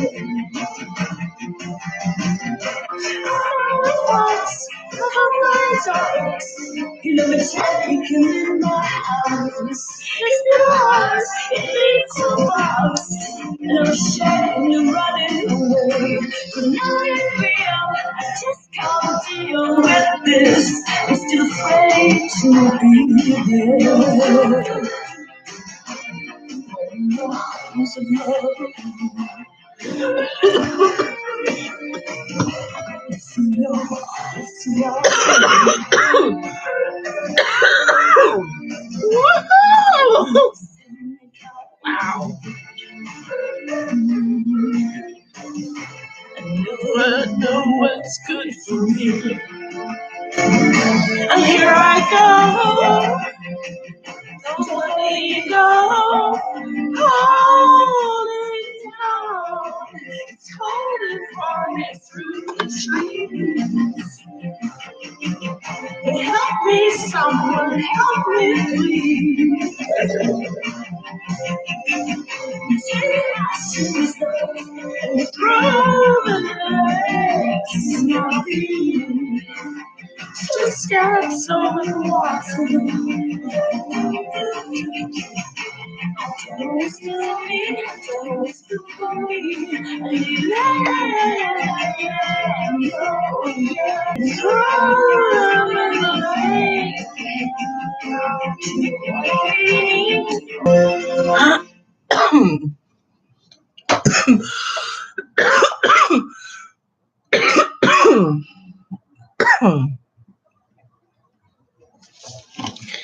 I think I opened it in the wrong app. It's like YouTube TV or YouTube video instead of music. What?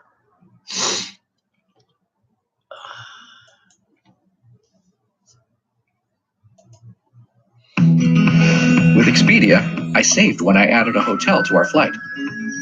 So even when she grows up, she'll never outgrow the memory of.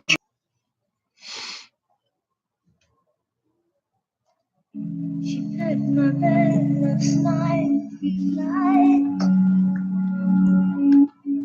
0 hours, 9 a.m. I'm gonna be high as a kite by then. I miss the earth so much. Guys, I'm gonna have to start this over. Heads up, I'm just trying to figure out how to turn it up. It's lonely out in space. I'm such a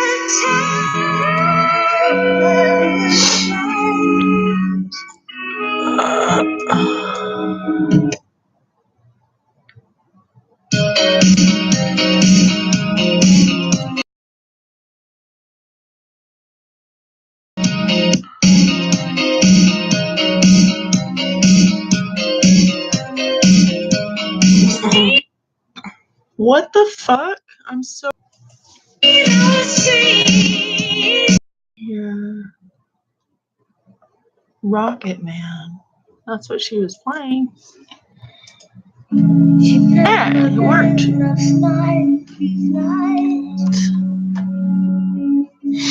0 hours, 9 a.m. I'm gonna be high as a kite by then. I miss the earth so much. It's not white.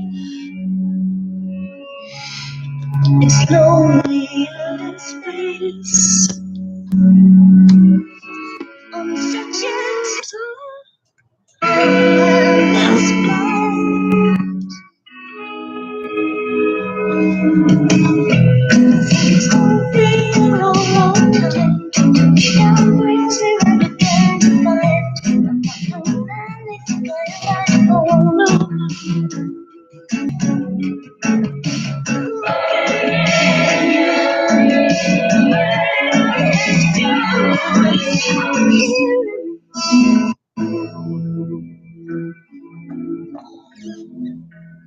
It's cold now, and there's no one there to raise them if you did. And all the signs I don't understand. It's just my joy 5 days away.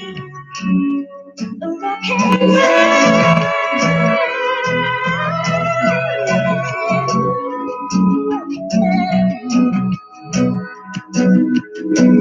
And I think it's gonna be a long, long time.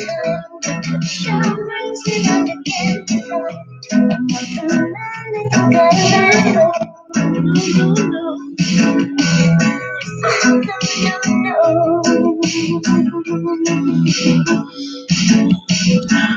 And I think it's gonna be a long, long time till touchdown brings me round again tonight. I'm not the man they think I am at home.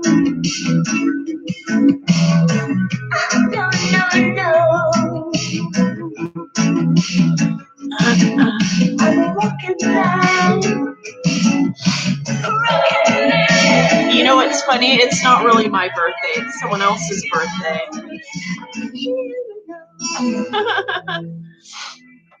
That's funny.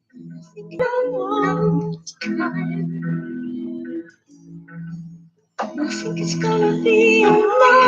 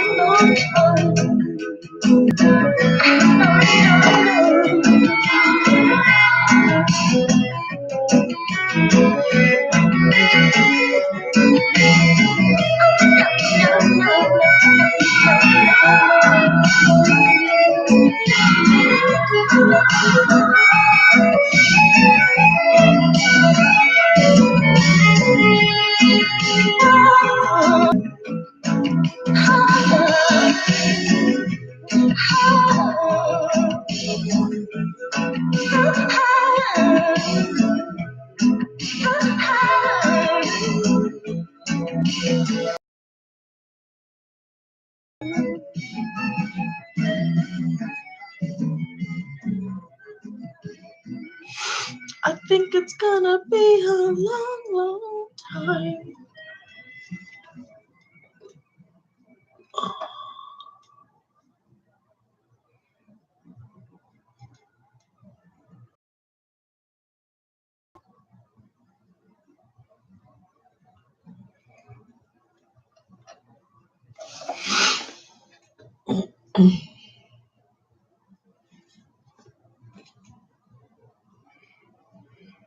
Dang, I need to burn some incense or something.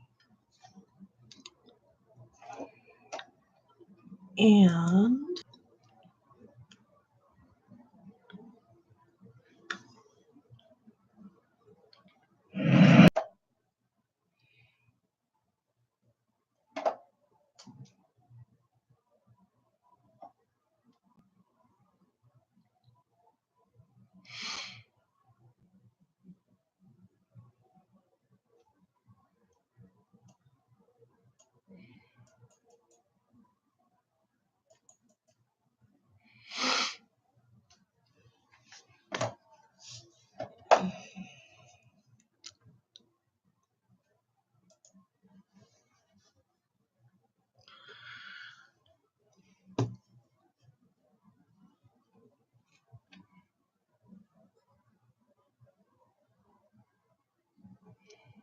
hi.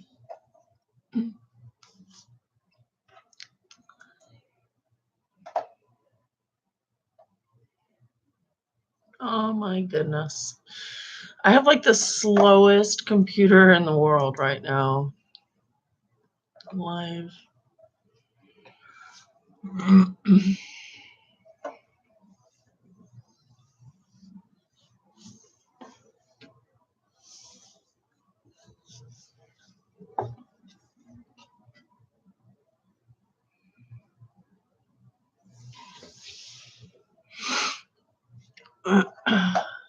So I'm trying to put some tunes on.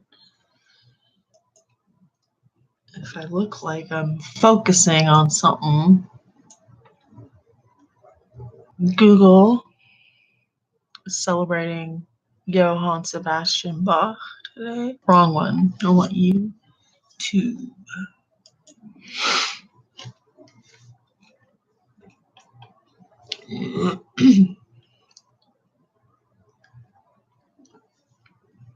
Come on, baby.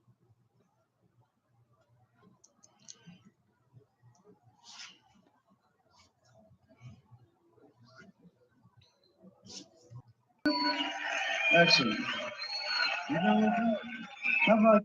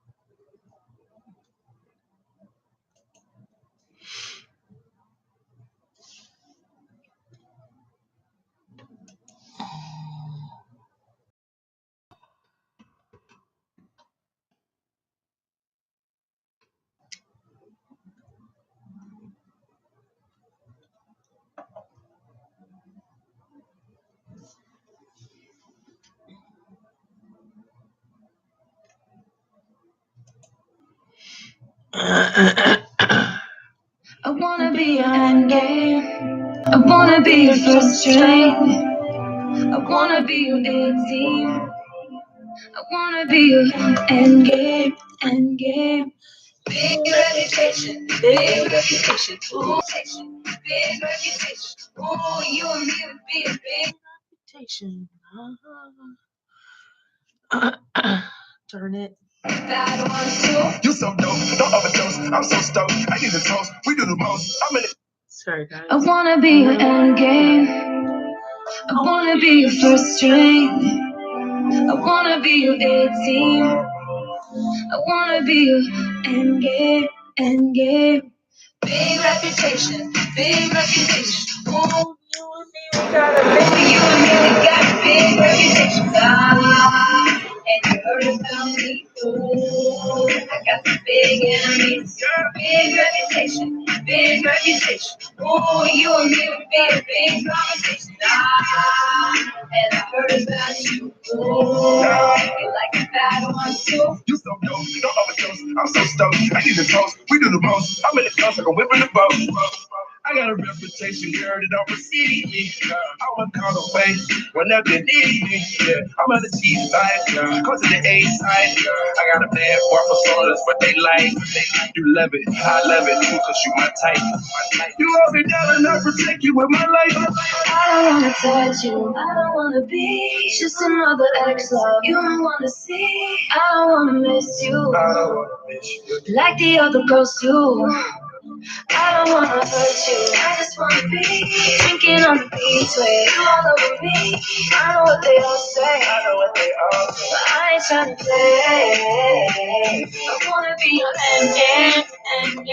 I wanna be your first string. I wanna be your 18. I wanna be your endgame, endgame. Remember when I was young, we connected when we were a little bit older, both sprung. I got issues and chips on both of my shoulders. Reputation precedes me, and rumors I'm knee deep. The truth is, it's easier to ignore it, believe me. Even when we'd argue, we don't do it for long. And you understand the good and bad end up in the song. For all your beautiful traits and the way you do it with these. For all my flaws, paranoia and insecurities. I've made mistakes and made some choices that's hard to deny. After the something was born on the board of the light. I passed into the front, this ain't game. the wonderful words on the tip of my tongue. I'll never say I don't wanna touch you, I don't wanna be just another ex-love you don't wanna see. I don't wanna miss you, I don't wanna miss you like the other girls do. I don't wanna hurt you, I just wanna be thinking on the knees where you all over me. I know what they all say, yeah, but I wanna be your end game. I wanna be your first string. I wanna be your AC. I wanna be your end game. Big reputation, big reputation. Ooh, you and me, we got big reputations. And you heard about me. Oh, I got some big enemies. Big reputation, big reputation. Oh, you and me, we got big conversation. And I heard about you. Oh, you like the fat one, you like bang. We tried to forget it, but we just couldn't. And I bury hatchets, but I keep out the word. But reputation precedes me. They told you I'm crazy. I swear I don't love the drama. It loves me, and I can't let you go. Your handprints on my soul. It's like your eyes are good, it's like your body's gold. You've been calling my bluff on all my usual tricks. So here's the truth from my red lips. I wanna be your end game. I wanna be your first string. I wanna be your team. I wanna be your end game. I wanna be your end game. I wanna be your first string. I wanna be your team. I wanna be your end game.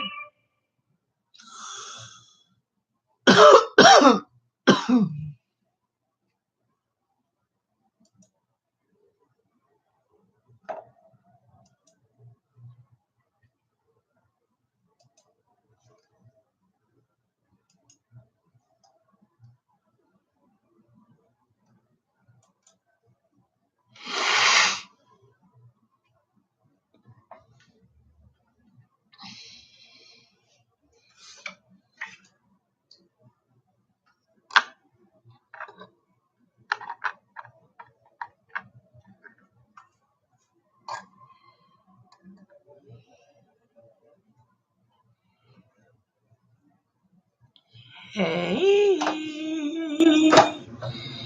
Ba-da-da-da-da.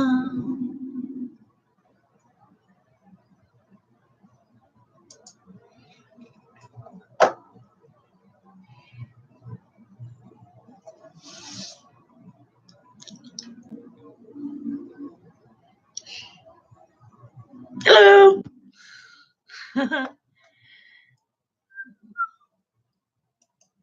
Panoramic moonroof in the new Subaru Forester. And you return to normal after this study.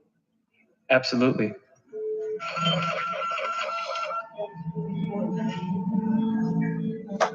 Define love. Send me off to sleep, and I know I said go slow, but I can't hold back no more. Got a premonition, this ain't gonna be a thing.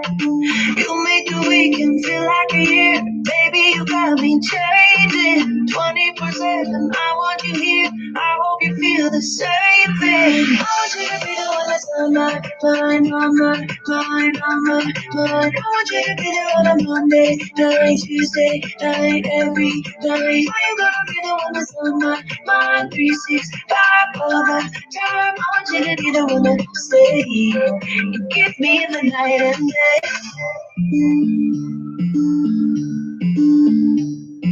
Love it when you come back and can't take it when you leave. Don't be fantasizing or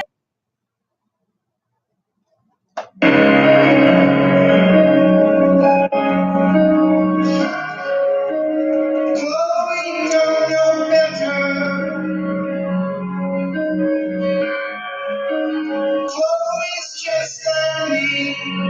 Oh, you. Couple of years difference. But those lessons never learned.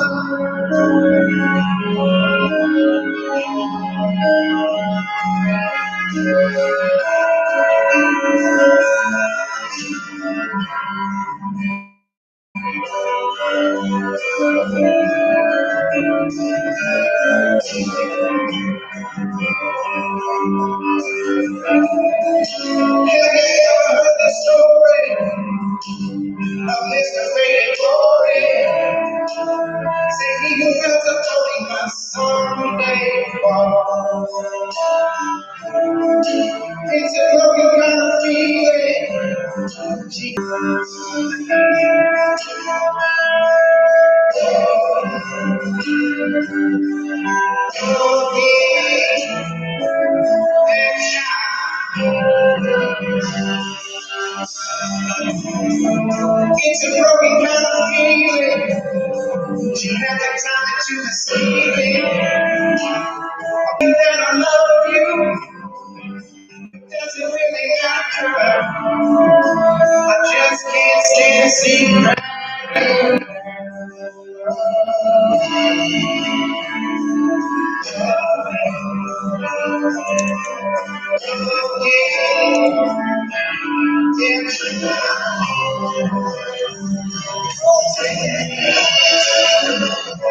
It's my kind of love. It's the other more storm. It's the kind that leaves me alone. It's the kind of more storm. It's the kind that leaves me alone. I used to treat you like a lady. Now you're a substitute teacher. This Bible's not afraid, not afraid of silence. In the holy Minnesota, so I'm turning on my phone. You see, I'm just a pretty glory, and I'm not taking it to me time.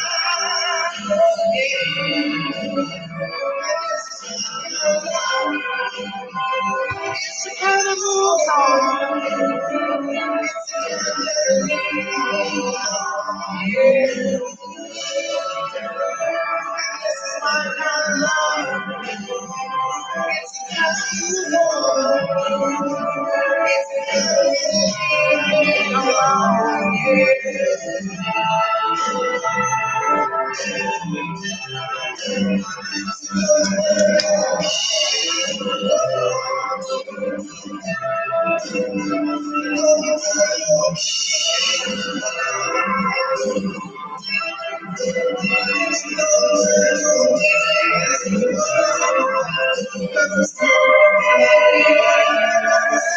Hi, dear.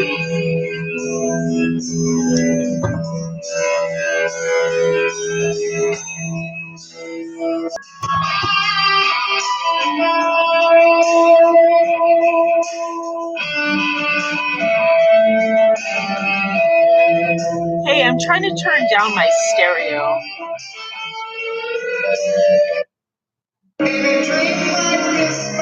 Yeah. Turn it.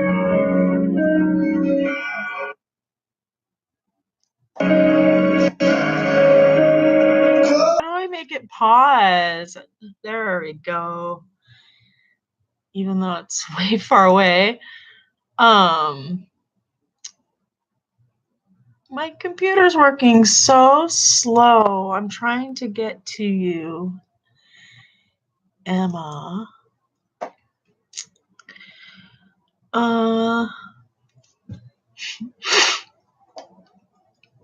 There we go. Oh. Huh. Thank you. I felt bad. Somebody else. Huh. I wonder if it's scrambled because I'm doing too much at once. I'm going to shut off YouTube because nobody's fucking there anyways. Nobody's watching me on YouTube yet. It's a lonely world out there. I've got some trolls, a few trolls, but yeah, let's shut that off.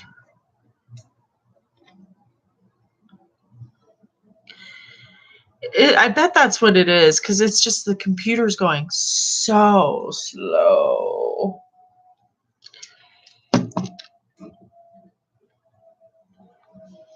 Okay. That was fun. Yay. Now,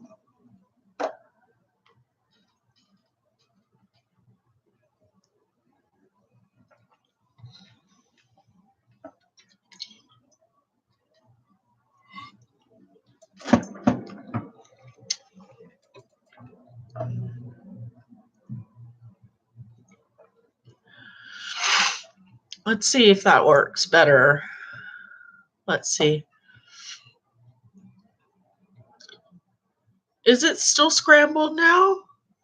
Does the picture look better? I could also refresh the page, right? I'll refresh the page.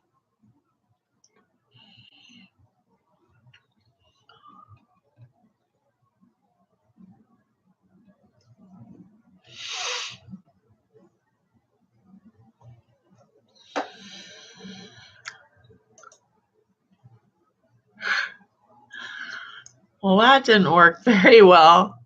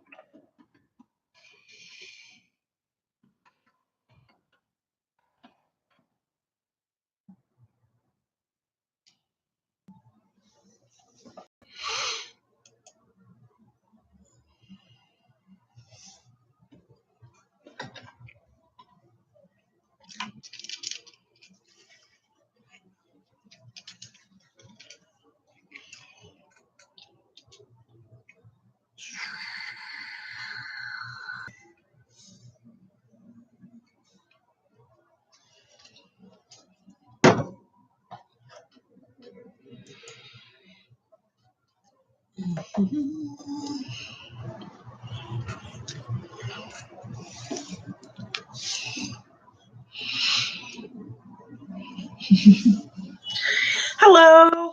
Sorry about the feedback. That's no fun.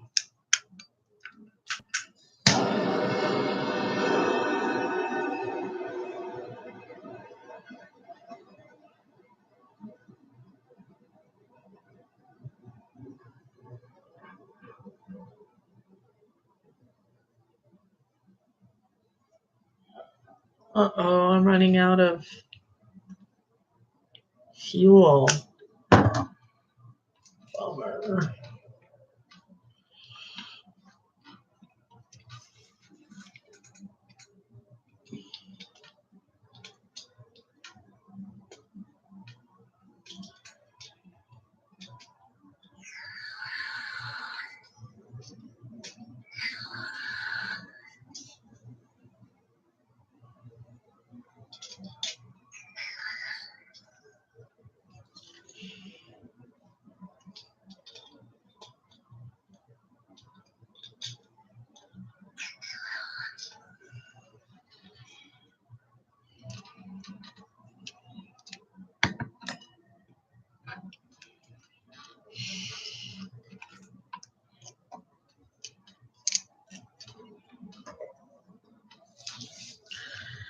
All right, let's see if I can do this better this time.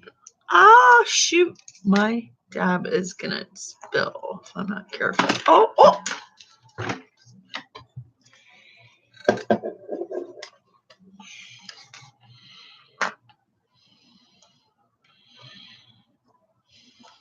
Shit. Darn it.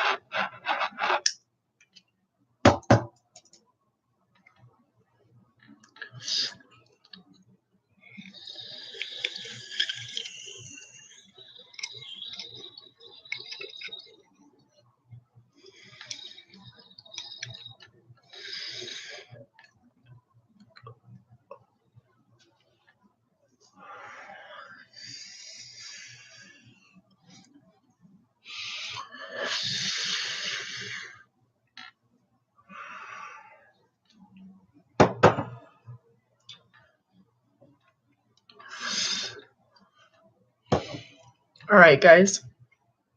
I am going to clean up. So I'm going to put some music on. I shall see you soon.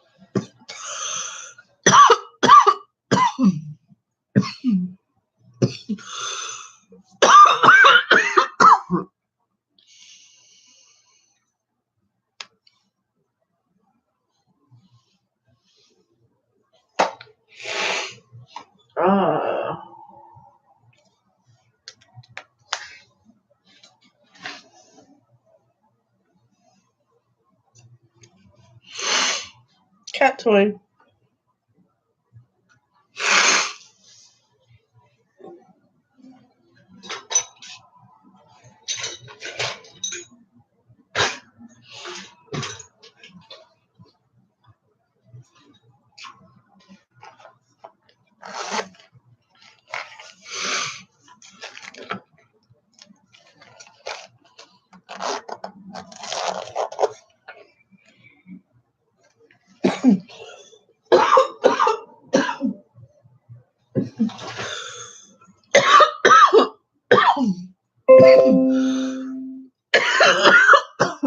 Excuse me.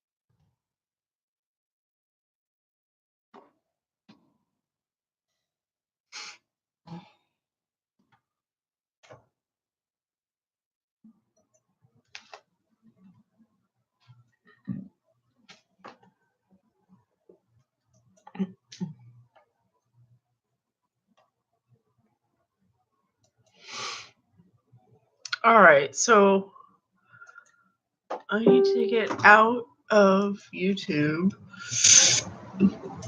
Why doesn't it? Are you sure?